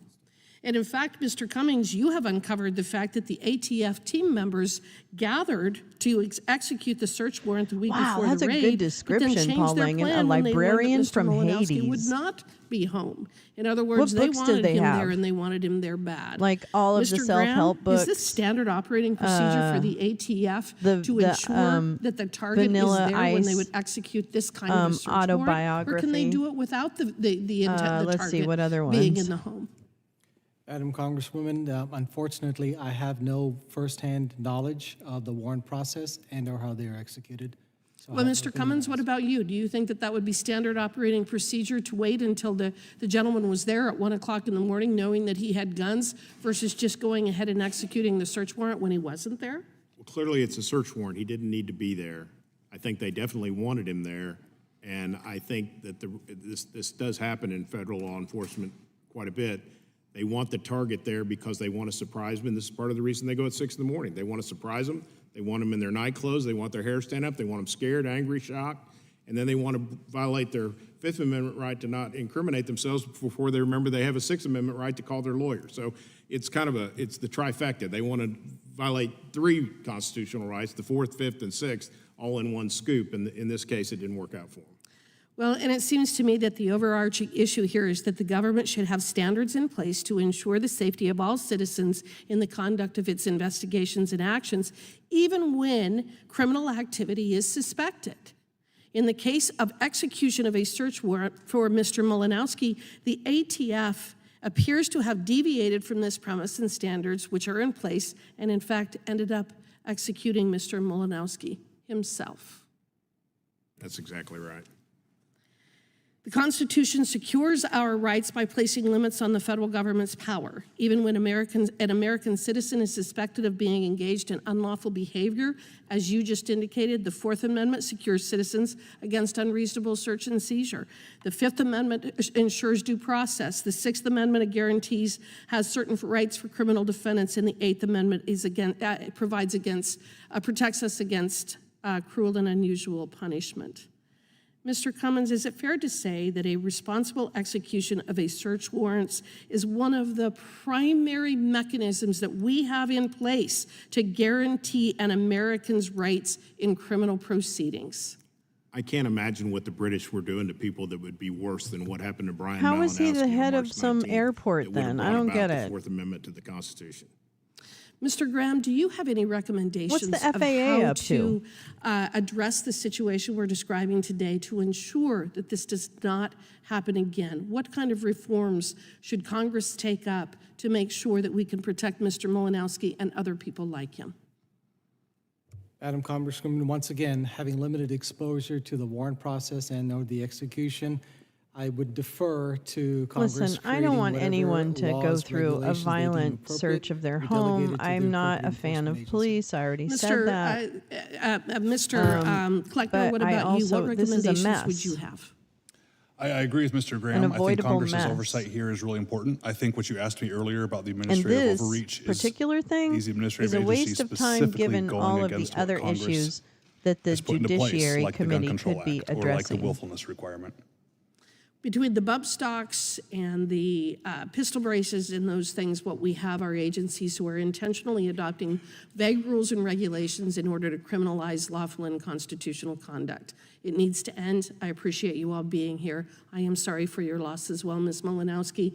We have to expose these types of activities so that we can prevent them from happening in the future. With that, I yield back. With that, Generally, she's yields back. saying I'm just looking at basically, this, and we have just we a few more have to minutes, use Mr. your husband's tragic Davidson. death, I don't know if Mrs. Mr. Pryor would join Malinowski, us, and then a or couple comments Malinowski, or Malinakis, Ms. because Ranking Member, we myself, need and to we're have done. So something to if you need a be break, outraged obviously let us over. know, but we So should be thank done you here in the for next giving 15 us that minutes. so that we could That's the goal. exploit it Gentleman from Ohio is and recognized. just make and re-traumatize you basically through this entire however many hours, two hours we've been here.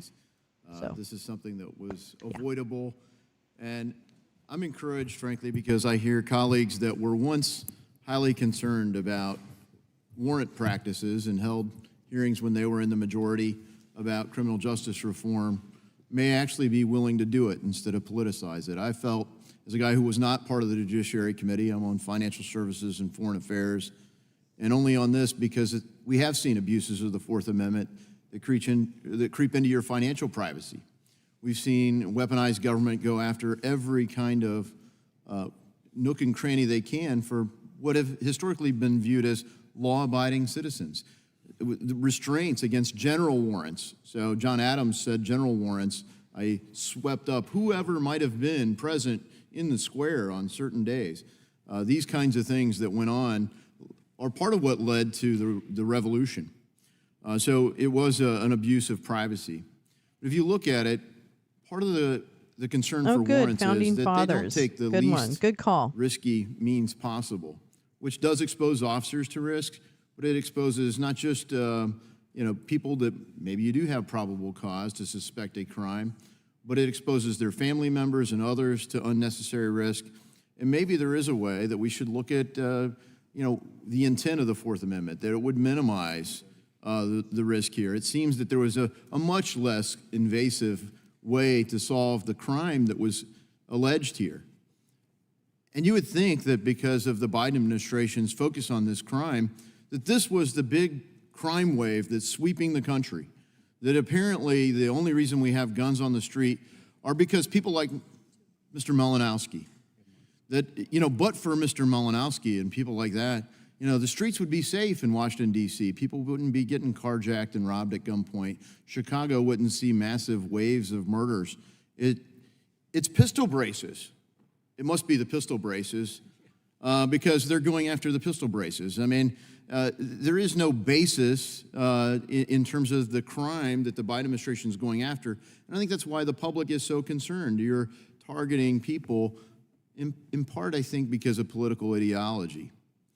President Biden's recent executive order concerning firearms dealers was described by the White House themselves as getting, quote, as close to universal background checks as possible without additional legislation.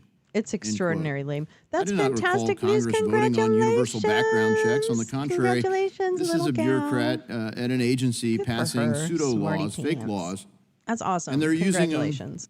to effectively force defendants to spend their treasure defending against a crime that hasn't even become crime in the normal way by law.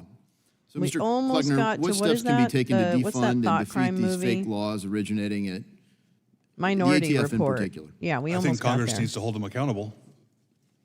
And to point that out, one of the main ways we do that is with appropriations. So it's not just whether they're funded, but what can they do with the funds? And part of that is timely. We're going back into appropriations, having passed on holding accountable the agency this time. I think hopefully we'll find the resolve to do that this time in the next path. Mr. Cummins, look, I just wanted to close out with you because you're highlighting an important case. You've had a background where you are familiar with the warrant process.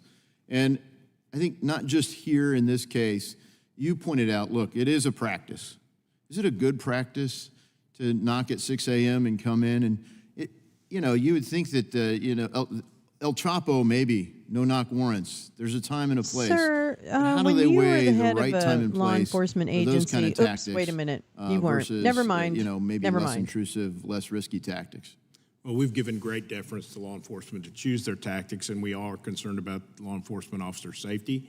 And so that's a good reason to do that. But I do believe we've over-militarized our law enforcement. I have great concerns about that. I think we do this way too often. And we well, need to sir, take a hard I'm look at it. sorry. In this You particular might want to case, I don't rethink think they your did lawfully this at all. particular And there's branch of your tree. Zero justification. But even that said, law enforcement does this kind of thing quite a bit. You point out that there's surveillance for a while. And there wasn't like an exigent circumstance. There wasn't evidence that was going to be flushed down the toilet or disposed of. There was evidence that would be physically present on site. And there were lots of periods of time where Mr. Malinowski was in a place where he could have been detained and questioned, could have been brought to the residence, or could have been caught as he's walking into or about to walk out of a home. So there were lots of less invasive means. He could have not And I shot just at the hope that we can ATF find a agent. way there's a in bunch of statute or in practice to be able to say, let's do it that way but the more point often. is Let's too, not what I violate the just civil said. liberties What of was our it? citizens. Wait. With that, I yield back. Oh, because it's like Gentleman yields back. The ranking, militarization is members what recognized for closing, comments his or ultimate handlers want. Just So wanna he thank the better witnesses rethink that for being statement. here. Mrs. Malinowski, I see the pain that you are still in, and I pray that there's resolution for you and your family. And I thank you that I see that you have a support system with you. Thank you to those who are there with you, providing that support to you in this time. I have nothing at this time further. I would, however, request, introduce for the record the 2 Demand 2 letters sent to Point Blank Firearms. Being on the Demand 2 letter program for 2 years in a row means that a business sold 25 or more firearms in a business year that were connected to a crime. Without objection. Thank you. And then I would also remind my colleagues about that appropriations process, that removing funding from ATF, individuals on this committee who pass or want to have laws passed, such as the elimination of ATF and the abolition of ATF, is not the way to support regulating guns in this country, that we need to do this comprehensively.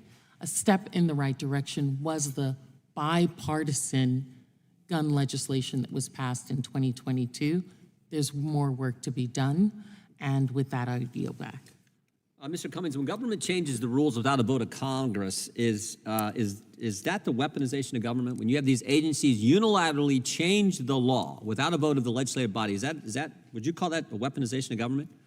Seems that way to me. Mr. Kleckner, would you agree? I do. Whatever you Mr. say, Graham? Mr. Jordan.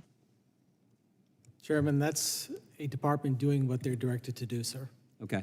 Let me say this. When the ATF unilaterally changed the definition of what a pistol brace and how that worked, and overnight made law-abiding citizens then felons, either had to turn the gun in or you're a felon,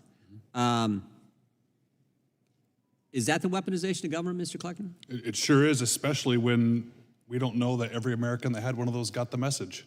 Exactly. And the same thing seems to have happened in the case of Mr. Malinowski. The ATF decided to change the definition of what an FFL, what a licensee was from principal livelihood to someone who's earning a profit.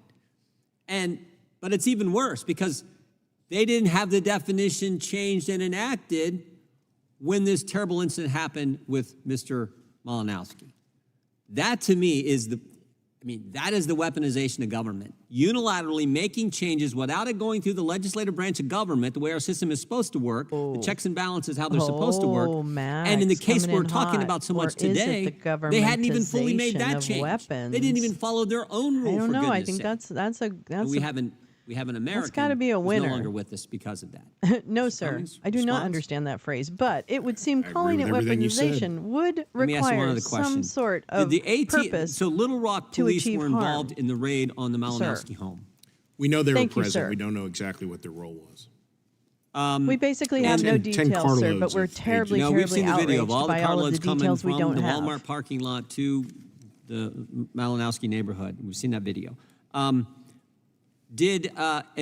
were the Little Rock police officers wearing body cams on the morning of this raid on the Malinowski home? According to what we've been told, nobody had body cams on, even though Little Rock police are equipped with body cams. Even That though was my it's next supposed question. to be They're the supposed to wear rules. them. Little Rock That's police my is- understanding. I'm not 100% sure about that. Do you believe that the ATF told Little Rock police officers not to have their body cams on or not to have them engaged? When local PD is supporting a federal agency, typically they're taking orders from Again, the sir, I'm federal completely agency, so I would guessing here presume- because I don't know that actually ATF don't know any of the instructed them to not details of the wear case. But that would be a but if I logical were going to presumption as a guy who's conjecture former about US that, I attorney, would probably way it works, assume federal law because it really enforcement sounds That's better in consistent terms with of my what is coming out of my understanding mouth those right now. relationships work. And again, That we're back no, to they the didn't question do you asked anything in they your were opening supposed to statement do. a couple hours ago. Why? Thank you, sir.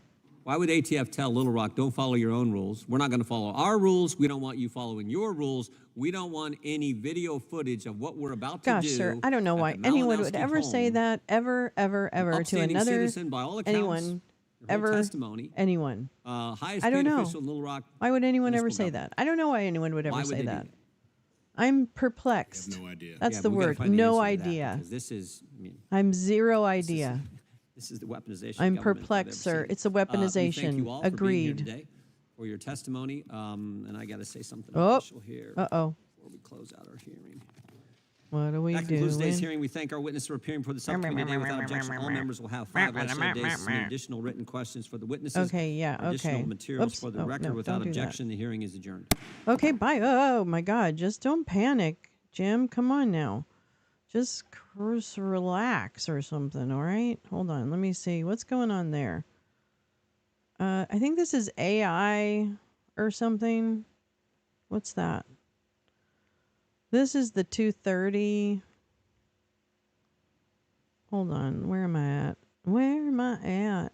Where? Hey, double trouble. Hey, it's the Parent Trap. It's the Parent Trap. Whoops. I got to get rid of this. Hold on. Sorry, everybody. Sorry, everybody. God, man. Too many dicks on the dance floor. Too many dicks. All right, wait. Okay, I know it's like a browser or some shit like that. Yeah. All right. There we go. Whoa. Oh, I think I don't have the sound on. Time is social media listening to me. How do they know? Why am I getting this ad for? Okay, I'm going to have to come back here. Shoes, I'm sorry, there's something funky happening with the sound, all but the time. I'll just mute. To be clear, the platforms all consistently say that they're not eavesdropping. But then the answer is if they're not eavesdropping, they're collecting a significant amount of data on their users to advertise.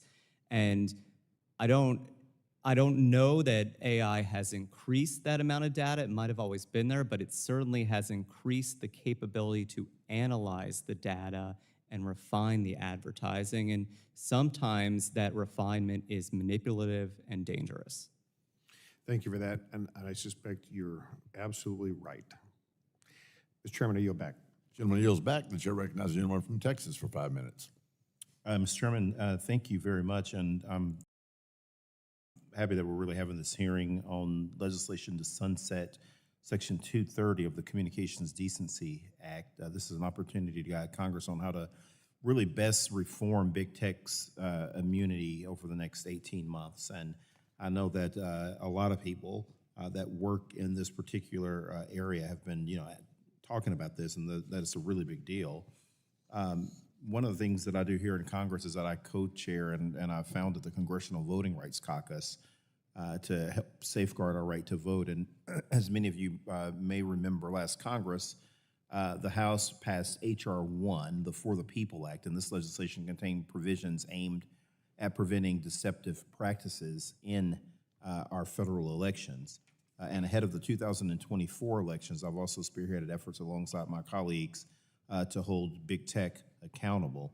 And reports have recently revealed a concerning trend, again, a reduction in the workforce dedicated to combating harmful content on social media platforms while increasingly turning to artificial intelligence and other automated systems to get the job done. And one of the things that worry me is that in this era that we live in, and we're all worried about democracy right now, we're facing unprecedented threats through the proliferation of harmful content that seems to manipulate and try to influence in a bad way certain populations during the elections. And I wanted to ask Ms. Tumarello, with this backdrop in mind and understanding that you are skeptical of efforts to reform Section 230 and don't represent large social media companies, what are the best levers that we have to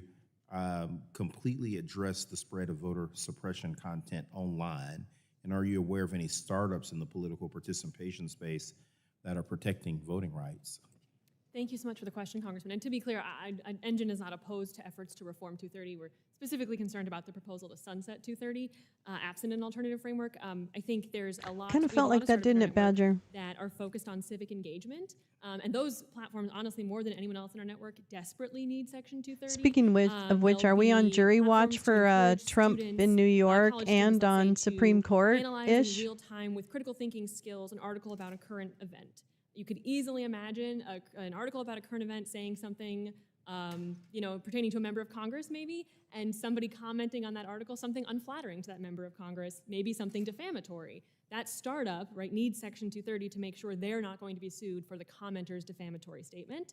I think that's kind of the startup solution that we can think of kind of broadly in our network, combating voting rights misinformation, but also just encouraging civic engagement generally, right, is the ability for people to have these tough, often controversial conversations, and Section 230 is what enables the startups in our network to create places for those conversations online. Right, exactly. Ms. Goldberg, I know that we've talked a lot about realigning the incentives of big tech companies to better serve the public.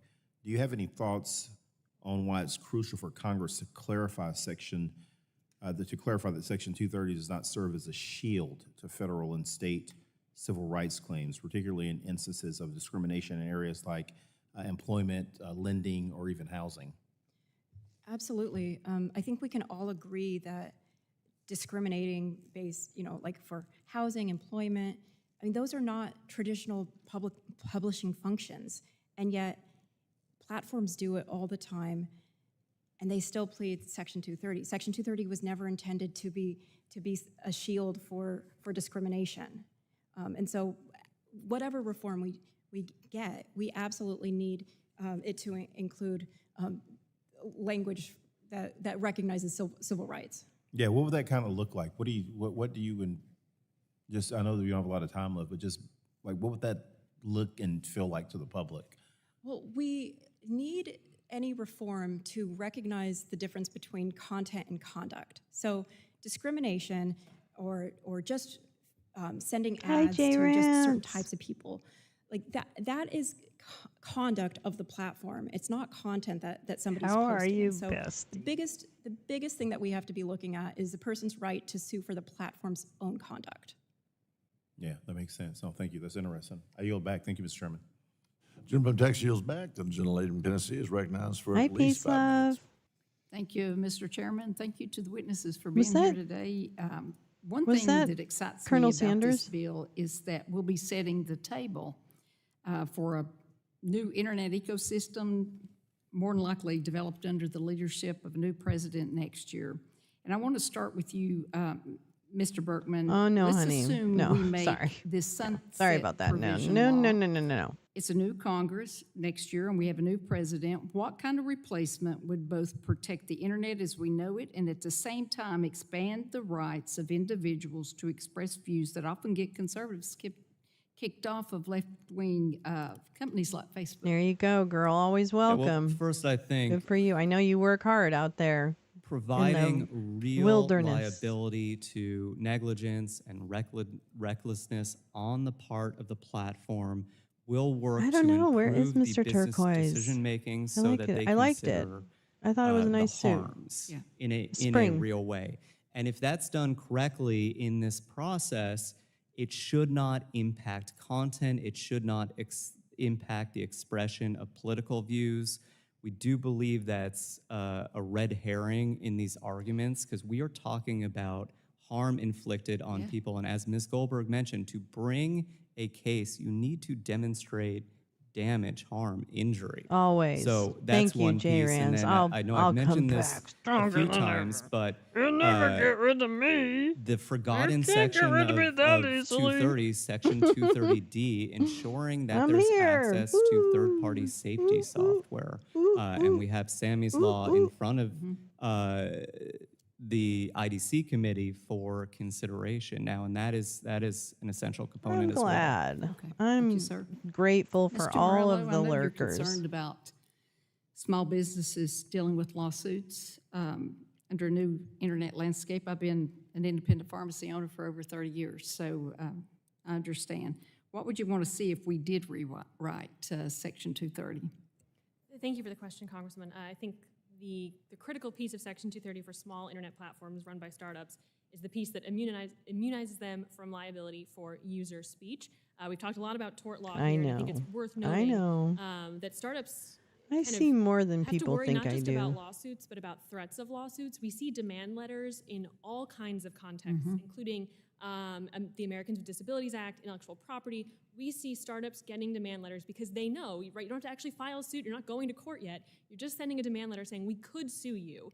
And the startup is going to pay to get the demand letter to go away, and paying and taking down user speech is bad for users and it's bad for startups. So I think in addition to kind of the existing tort law around things like defamation, which would bring lawsuits if absent 230, there's also the entire patchwork of state laws that could be created to bring lawsuits absent 230, but there's also just the threat that a small business faces, that they're not usually the most legally sophisticated. They usually have an outside counsel that they pay up front, and it's very expensive for them, and them dealing with even a demand letter, which doesn't involve a court yet, could be ruinous. I understand. It's kind of like if the IRS goes after you, makes less than $75,000, you're going to pay the fine because you can't afford to pay an attorney. Mr. Berkman, I'm going to go back to you. Sometimes comments are turned off for certain posts, where under the same site, comments are allowed on most posts. Should preventing comments on select posts open a site up for suit? You mean a platform turning off comments themselves? I think that's it would be a highly contextual circumstance that you would again have to prove injury and harm for turning off comments on a platform or a particular user. So it would depend, and that's something that Congress could weigh in on. I think a real deep review of the actual cases there and looking at where the harms are coming from and why the decisions are being made. I guess it's all based on the determination and definition of harm. So, all right, with that, thank you for being here, and I yield back, Mr. Chairman. Gentlelady yields back. Chair now recognizes himself for 5 minutes. Ms. Goldberg, you are an attorney. Is that right? That's right. How about you, Mr. Berkman? Recovering attorney. A recovering attorney. I'm still barred. How about you, Mr. Morello? I am not an attorney. Okay. And that's good. I'm glad that all three of you are here, irrespective of your occupations. But Ms. Goldberg, for you, how long have you been a lawyer? Since 2007. You're just a young whippersnapper. So my question for you is, are you optimistic as an attorney, because you've seen enough cases, it sounds like, or are you pessimistic of the chances of 230 actually going away? It's up to you. Well, no, I'm asking the questions. Like, I'm begging the courts to recognize my clients' injuries. Oh, that's the And blue they suit. tell Whoa, me- that's a really they've light told me for blue. the last I thought you 10 meant years this other guy they're- that had a they're more. looking Maybe that to was you yesterday. to give them that right. I'm optimistic insofar as you all. This woman needs You another have the Diet power Coke. here. You all created Section 230. The experiment is over, and you can take it away. So you're looking to the courts to make I that feel decision, like but it's you'd like rather half us of that supersede here. that process? I will always be looking to the courts first. But when I get cases like Herrick v. Grinder, where I sued a platform while it was standing by watching thousands of men come to my client's home, then I have to be looking elsewhere too. I mean, they threw that case out of the court. Okay. Ms. Morell, I'm going to jump over to your section 230 to become blanket immunity. Now, there was some discussion between you and I think If you have a good enough BC, fried chicken franchise, you know, kind of multinational, skepticism about it being changed, hugely successful. I don't know. I feel like he really went for the look, right? Like he really went for the goatee. He went for the whole like persona. So he's kind of inviting these comparisons. That's all I'm going to say. Because one, the end of 2025 is quickly coming up, but also there's been so much kind of discord between even members of Congress generally about what should replace 230 that we worry we would get caught in this tug of war where startups and their online communities of users are actually the ones kind of losing out. So it's safe to say that you would not be in favor of us just carte blanche doing away 230 completely, but not replacing it with something. I think that'd be very dangerous for the startup ecosystem. Right, I got you. And Mr. Berkman, you talked about an unmitigated disaster. You talked about children across the nation that were harmed by some of this stuff. And I didn't know the cases. I came in a little later, so I didn't get this. I was at another committee. So when you talk about the children across the nations, do schools get involved in those? Do you interface with schools? Yeah, we work with K through 12 schools across all the right. country, Just, and the you know, harms you that have we to see kind of on suspend campuses belief are sometimes. incredibly horrifying. But yeah, his tie's not right. We're seeing, and this corresponds look at with the other nationally part of his represented look. surveys, about 46% That's 100% of, commitment. 5th through 12th graders self-report being cyberbullied. That's almost a triple risk in suicide. We are seeing sexting at the 6th grade level. We are seeing 85% of 5th graders exposed to real-life violence over social media. And I could keep going, I know we don't have time, but a long list of harms. Well, from my colleagues, edification, I filed a bill back after COVID that said all the money that was left over for COVID, it was after a school shooting. I had a school shooting in my district in 2018. Some of that money should be taken and actually hiring a counselor, not about grades, not about those kinds of things, but a counselor who would go into a social media counselor who would monitor the kids in that school. If that's, would y'all consider that? I go to the attorney here first, Ms. Scoberg. Would you consider that a violation of privacy if we were trying to monitor to try to deflect some of these problems? Yeah, I would. Prevent them, I should say. Hiring a counselor to help with mental health seems like it would be good. If it's a bad counselor then who's violating privacy, another story. I want to add one thing to what I said earlier about the interaction between courts and legislation. We're here today to help people in the future and to deter I mean, bad it actions. is Wednesday before Memorial Day, so we have some grace here. And we're trying to get justice for a family. But that doesn't mean we can't also be looking ahead. Right, which is very good. We should be. Well, I appreciate you all being here, and I'm not going to take any more time because I know we have Mr. Overnolte. I know, never disregard timing of chat and phrases because nothing will line up. And thank you to our So witnesses you on cannot what is a really align important chat topic, to the timing of the video. You just can't. It's I think never going to we're all work. on the same team here, really, at the end of the day, right? We've got these problematic situations that have arisen on social media that I think everyone can agree is not healthy and should not be permitted and needs to be stopped. But then we have this idea that's in tension with that, which is that we don't want to chill free speech. So we're here talking about repealing Section 230 to create more liability on social media platforms. And this is where I start to have a problem because it seems like the premise of repealing 230 is that the world would be a better place if we just all sued each other more often. And I reject that premise. I'm not sure that this solves the problem because if you are a social media company, I mean, and not to view them uncharitably, but they're in business to make money, right? And people go to those social media platforms because they enjoy the content there. And so, I mean, I think it's pejorative to say, as Ms. Goldberg, you did, that they're companies that mint money off the backs of the masses. I mean, that ignores the fact that we've got millions and millions That's of actually Americans 100% accurate, using it sounds social like to media me. platforms. I don't know. So, you know, we've got to navigate this space. So let me ask you this, and I'll start with Ms. Tumarillo. why is increasing liability the solution to this problem? Why shouldn't we, as a legislative body, as someone that has authority over this space, as we do in this committee, why should we not just pass laws to limit the problematic behaviors? I mean, for example, allowing people to recruit children for sex, right? Everyone should be able to agree that's not something that should be allowed to occur. We can write laws that prevent that rather than exposing more liability and relying on the indirect route of the threat of being sued. Thank you so much for the question, Congressman. I think that gets at kind of the exact tension that comes up when we talk about Section 230, right? Section 230 doesn't immunize platforms that commit federal crimes. That is already the truth.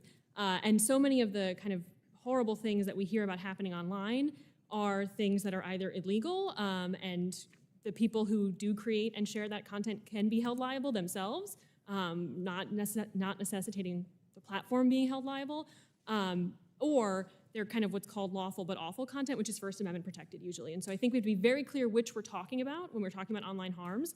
And if we're talking about content that is illegal and can be prosecuted, I mean, if it's a question that law enforcement needs better education and resources and collaboration to go after criminals who are using the internet, I think that's something startups that in our network would be happy to talk about.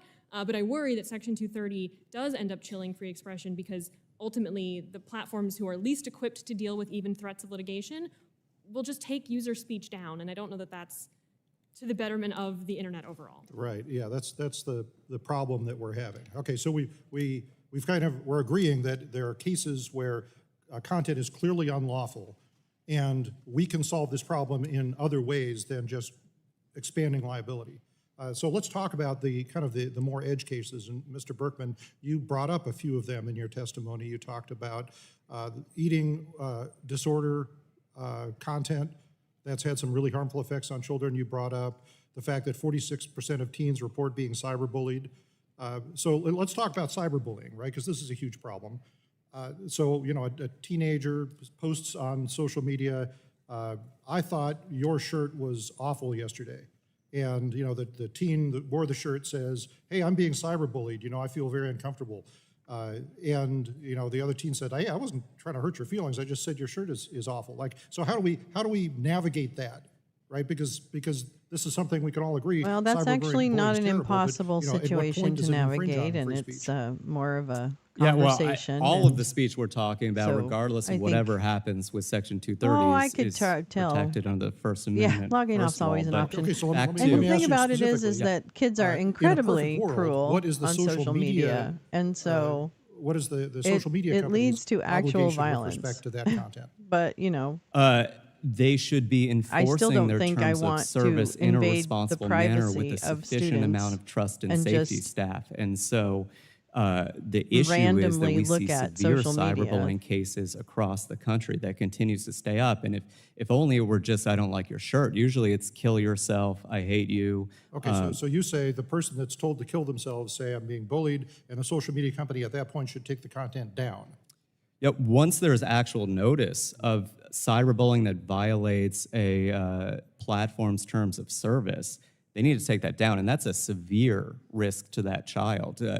Nate Bronstein in Chicago was being cyberbullied by hundreds of other teens throughout the metropolitan area with kill yourself messages and others. The content kept expanding throughout the platform that was being circulated on. Right, okay, well, I mean, again, this is something that we can solve a different way than just expanding liability. If we wanted to make a law that says, if someone asks you to take content down, you have to take it down if it falls into these categories, we could do that. We don't have to get rid of all of Section 230. I'm out of time, I want to be respectful, but you know, this is the basic problem that we're having. And I want to thank you for your testimony. I yield back. Gentleman yields back. The chair now recognizes the gentlelady from Iowa, Ms. Miller Meeks, for at least 5 minutes. Thank you, Chairman Weber and Ranking Member Matsui, for holding this hearing today. And I want to also thank our witnesses for testifying before the subcommittee. As a member of Congress, it's our duty to ensure that our laws strike, as I think you've heard, the right balance between fostering open, unbiased discourse and protecting the vulnerable, especially our children, from the dangers that lurk online. We must scrutinize whether the current Section 230 framework adequately safeguards our children from exploitation and exposure to harmful content while still preserving the robust and free exchange of ideas that's essential to our democracy. Mr. Berkman, you spoke about studies that suggest a strong link between social media use and negative mental health outcomes for adolescents, and I think you mentioned this briefly. How can companies be incentivized to prioritize mental health and well-being in their platform design and content moderation policies? Well, the main reform there is ensuring that there's some level of liability for negligent and reckless design in the platforms, insufficient parental safety controls as well. And I want to thank you for your co-leadership of Sammy's Law too, and the platforms that are disallowing parents the choice of being able to use safety software to us is a reckless decision. And so putting in some level of liability there is going to change that business calculus and is going to protect millions of children from these harms. Doesn't that also penalize those companies who have not done that, especially small businesses and entrepreneurial businesses that are just coming into the marketplace? Yeah, the small businesses that have, well, first of all, on the Sammy's Law piece, we're talking about a negligible amount of effort, as you know. In terms of ensuring that design is not negligent or reckless, that should be the minimum requirement for being able to come into the industry. If you're not sufficiently capitalized and you offer your platform up for children and you don't have the resources to make sure it's safe, that's an issue, and that's what current tort law protects consumers from in all other industries. Then it seems like we may have some laws that do offer protection. Ms. Goldberg, you highlighted a number of cases where social media platforms failed to protect users from exploitation and harassment. Are there examples where tech companies have effectively worked within the bounds of Section 230 to protect consumers, and what proactive steps do you believe tech companies should be legally required to take, identify, and remove content related to sexual exploitation, blackmail, harassment? The positive stories don't make their way to my office. I hear about the most tragic situations that happen through online platforms, and if somebody's just coming to me because content didn't get moderated correctly, they don't have there's nothing to hold a platform accountable. Platforms can moderate however they want to. I think it'd be beneficial to have both when platforms have done things in a proactive way to highlight those as well too, because it gives us a full spectrum of what we can and cannot do. We have a tendency to overregulate. Ms. Tromorello, you stated in your testimony that startups with limited budgets and small teams invest proportionally more in content moderation because they need their corners of the internet to remain safe, healthy, and relevant if they want to see their user growth grow that they need to survive. How might the potential repeal of Section 230 affect the willingness of entrepreneurs to launch new platforms and services, considering the increased risk of litigation? What specific types of legal challenges and associated costs do you anticipate startups would face? Thank you for the question. And to note, when I talk about startups, I'm not talking specifically about startups that offer platforms aimed at children. I think the startups in our network that are working with children populations that they know are children are very responsible and are building in lots of guardrails because they know they have to. We're talking about kind of general audience platforms that don't ask for driver's licenses when you sign up because they don't want to have that data on you. That feels creepy to them, and they don't want to have to collect it. So they don't necessarily know the ages of their users. And they are the ones, right, like for every larger platform complaint, we have a startup in our network that's trying to disrupt that space, that's trying to provide a safe online dating experience. We have a startup founded by a victim of sexual assault who's using her experience to make online dating safer. She needs Section 230. Examples like that, they're in my testimony, so I won't go through all of them. But without Section 230, if 230 were to be repealed or sunset, especially at the end of next year, those companies would have to think very differently about hosting user content, which means less innovation, less diverse discourse online because there'd be fewer places to go, and less expression from users. And then just very quickly, would repealing Section 230, would that benefit or preferentially treat larger companies that currently do not, or at the behest of government, censor content? I absolutely think repealing Section 230 would give larger companies a leg up. It would build a regulatory and legal moat around larger companies who know that they can invest hundreds of millions of dollars in content moderation, hire tens of thousands of content moderators, and use kind of their legal defense funds to survive in court, whereas a startup can't do any of those things, and I worry that it would create a very unfair advantage for large companies. Thank you all very much, and I yield back. Gentlelady yields back. Seeing that there are no further members wishing to be recognized, I would like to thank Ms. Goldberg, Mr. Burton, Ms. Morello, our witnesses, for being here today. I ask unanimous consent to insert in the record the documents included on the staff hearing documents list. Without objection, that will be the order. Without objection, so ordered. I remind members that they have 10 business days to submit questions for the record, and I ask the witnesses to respond to those questions as promptly as you can. Members should submit their questions by the close of business on Wednesday, June 5th. Without objection, this subcommittee is adjourned.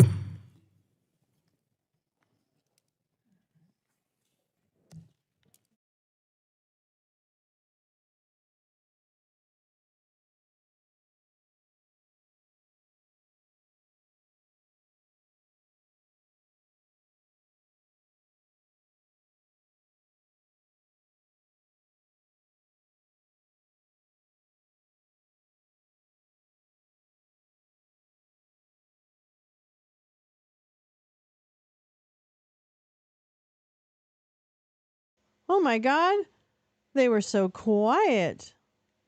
What quiet little children they were.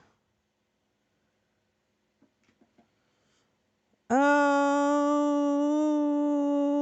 give me a home where the buffalo roam. Yeah, yeah, yeah. And the beer and the blood, the piano my play.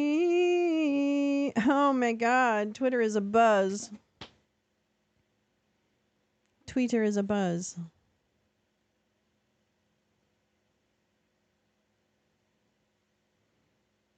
Screenshot, screenshot, screenshot, screenshot, screenshot. So stupid. This place is stupid. So, yeah, free Lolo. Please post that on the Twitter if you have a moment. And if you don't, that's fine too. It doesn't matter.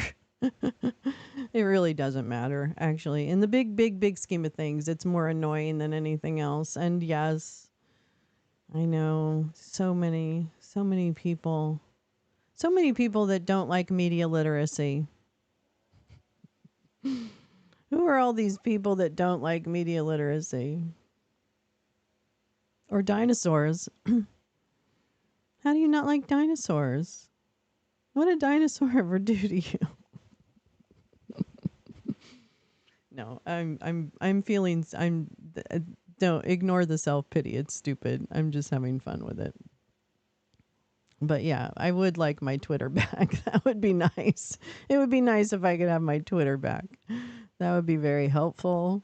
You know, I have some protest planned this weekend against Mike Flynn and Dinesh D'Souza and other disinformation agents. And I'd like that to get to a wider audience, and that is only possible if I have access to my Twitter account, where I have approximately 2,900 followers, for whatever.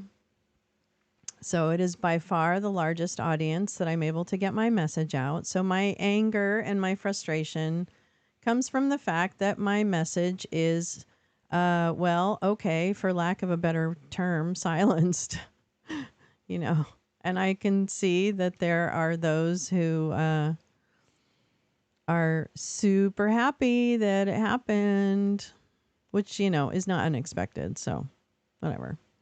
It says more about them than it does about me, or it just says really great things about me.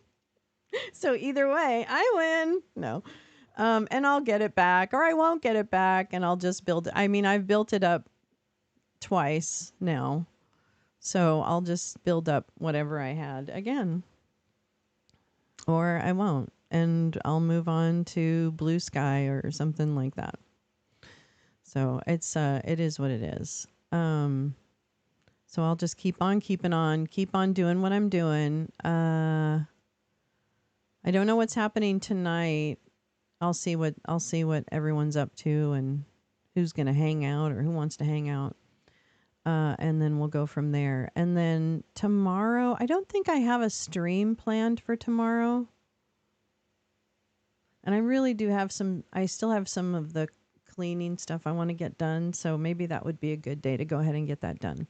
But then we'll have a lounge on Friday night, as usual, with lots of trivia and lots of laughing and lots of silliness. And also on Saturday is when I'm going to go somewhere in Los Angeles. I'm not going to say where yet.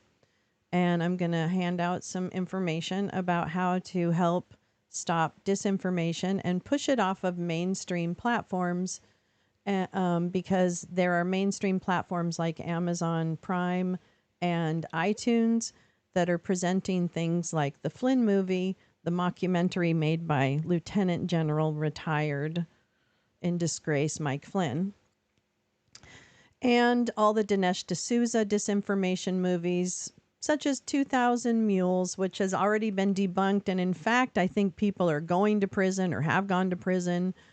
See True the Vote and the wonderful work that, I can't remember her handle right off the top of my head. That's terrible. But there's a particular Twitter account that's really, really up. So good on, oh, darn it. I'm so sorry. I'm just blanking all of a sudden. But they have wonderful work on the True the Vote situation, which was the foundation, the baseless lies and foundation for 2000 Mules. So that's a big bunch of malarkey. So yeah, if you can drop a hashtag or two today, and I'll keep people apprised of what's happening with the appeal. The tweets in question are posted on my YouTube. There was 3 of them.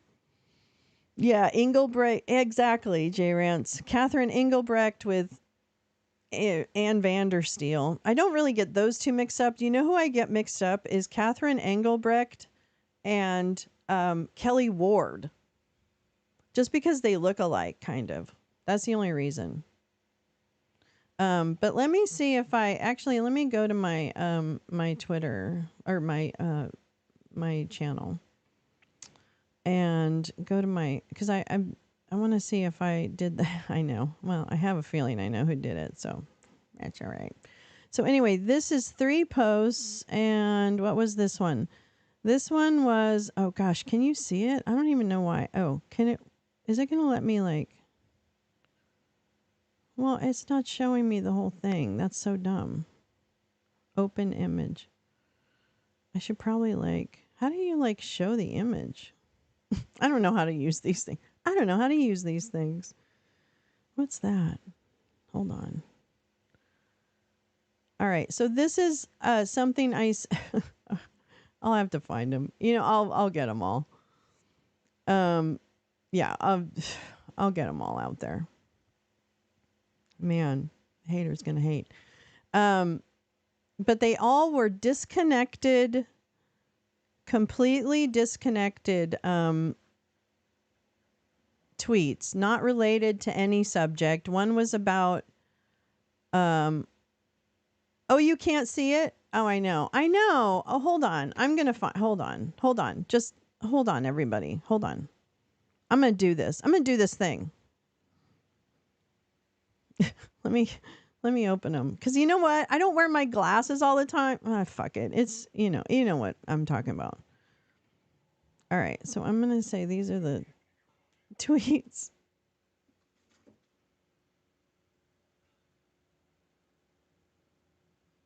No. I know, but it's from before. It's from before, and it's connected. I think it's connected through one of the dumb shits. Okay, so wait, hold on. Add source. Let me see if I can find. Oh, I'm gonna have to add 3 of them. I hate to do it as a. Never mind. Here we go. Let me just. So this was one. Wait, hold on. Oh, wait, do I not have them here? I think I have them on my phone. That's the only tweet that will be tweeted. Let me see if I have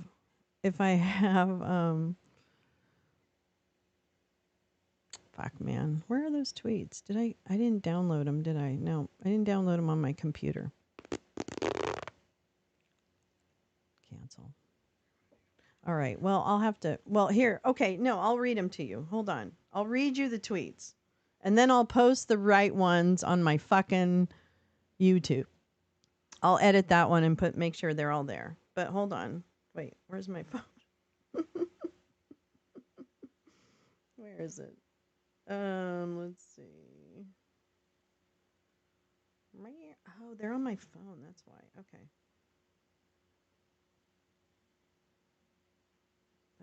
Where is it? Oh, darn it. Where the fuck? I'm going to tell you right now. Oh, here we go.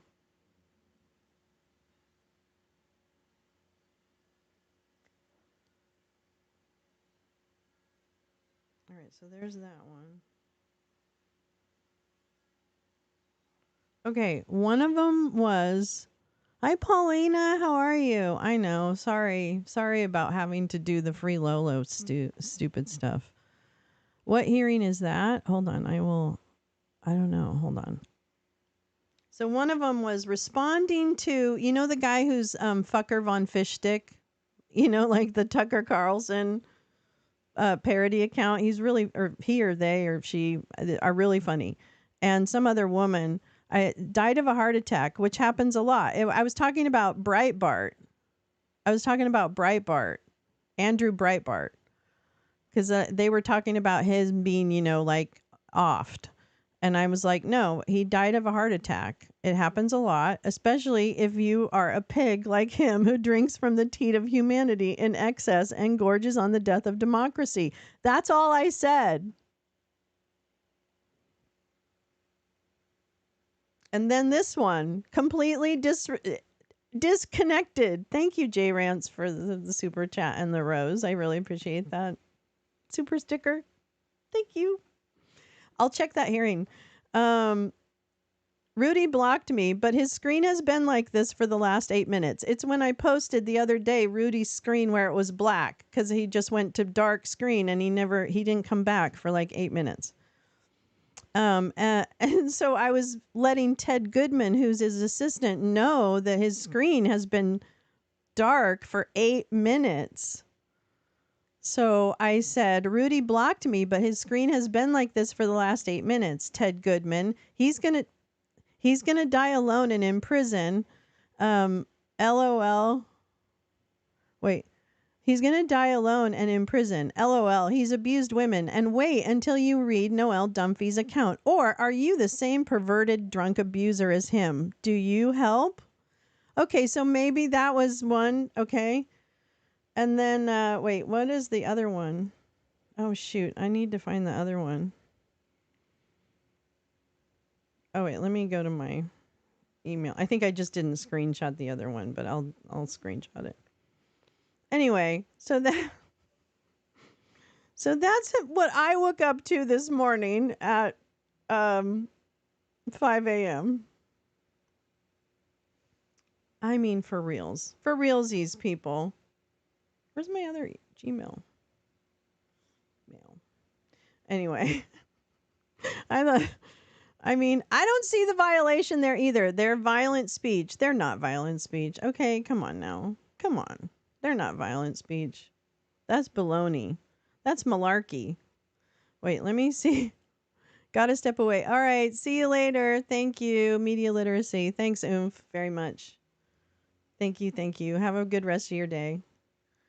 Let's see here. Where's the other one? Wait, it was really early this morning. I need to go back. I was mad. Now I'm less mad. I was really mad this morning. Yeah, it was swarm reporting. Well, I think I know who did it, but I don't know, right? Obviously, they don't tell you who did it. But I think I know.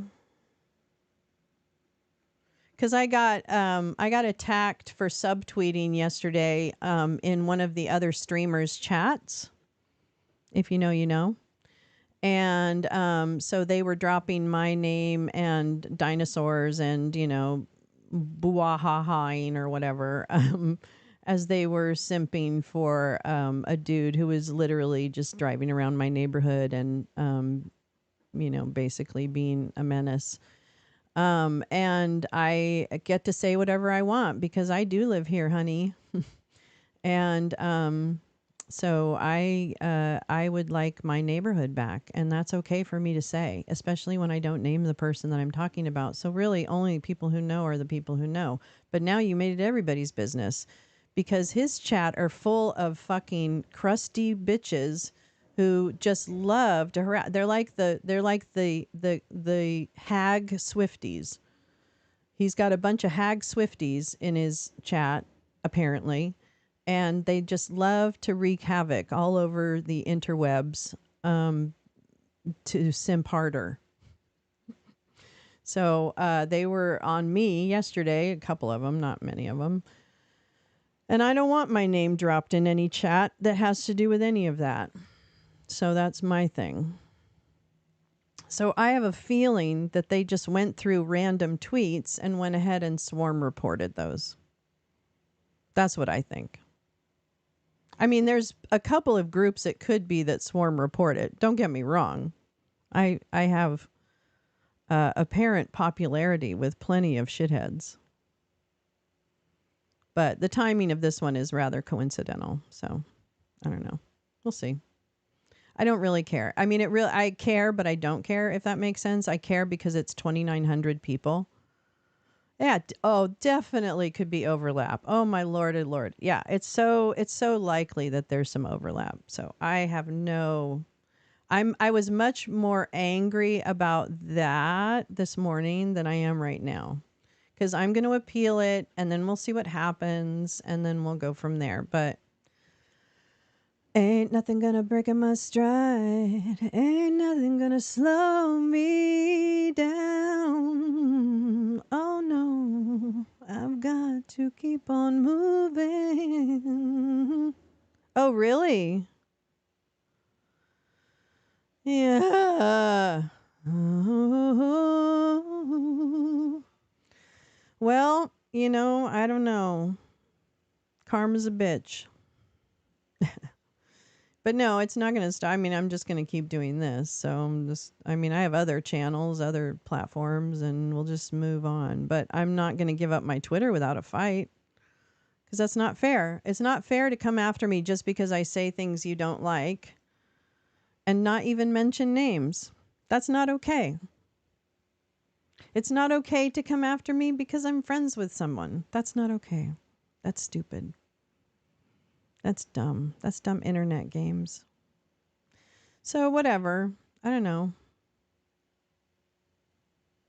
They'll just keep, different little morons will just come up and do what they need to do. And I'll just keep clip, clip, clip. Anyway, it'll go with all the Lindell photos I have in my photo roll. I really need to balance out the amount of Lindell photos I have, the amount of Lindell Network screen caps I have, or recordings of Stu Peters that I have. So it's probably good for me to spread out the love. Anyway, all right. So I'm gonna go. I'll keep everyone posted. They should get some Salvadoran Valiums at a Panaderia and calm down. That sounds like a great idea. I don't know. God, get a life. If I'm so boring and so little and so this and so insignificant, then leave me alone. I guess that's the point.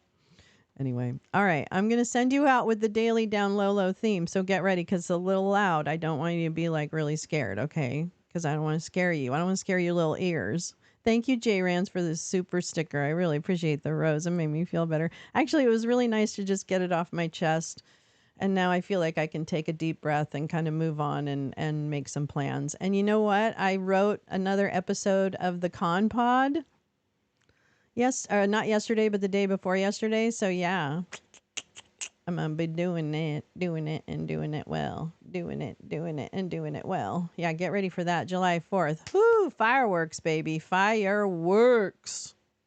Yeah. All right, let's get this fucking video up.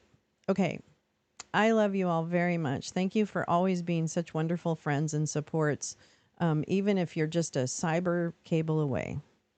I can feel the love. All right. Peace out. Lolo out. See you later. Free Lolo.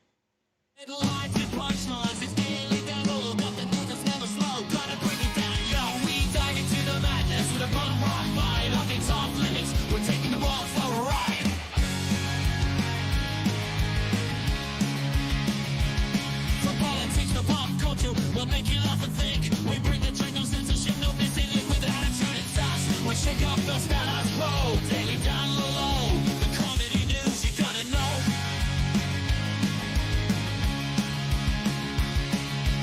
Daily down low. Breaking all the rules, spreading laughing like a bunch of crazy fools. We're punk rock rebels, turning heads into beasts. So join the chaos and let the craziness begin.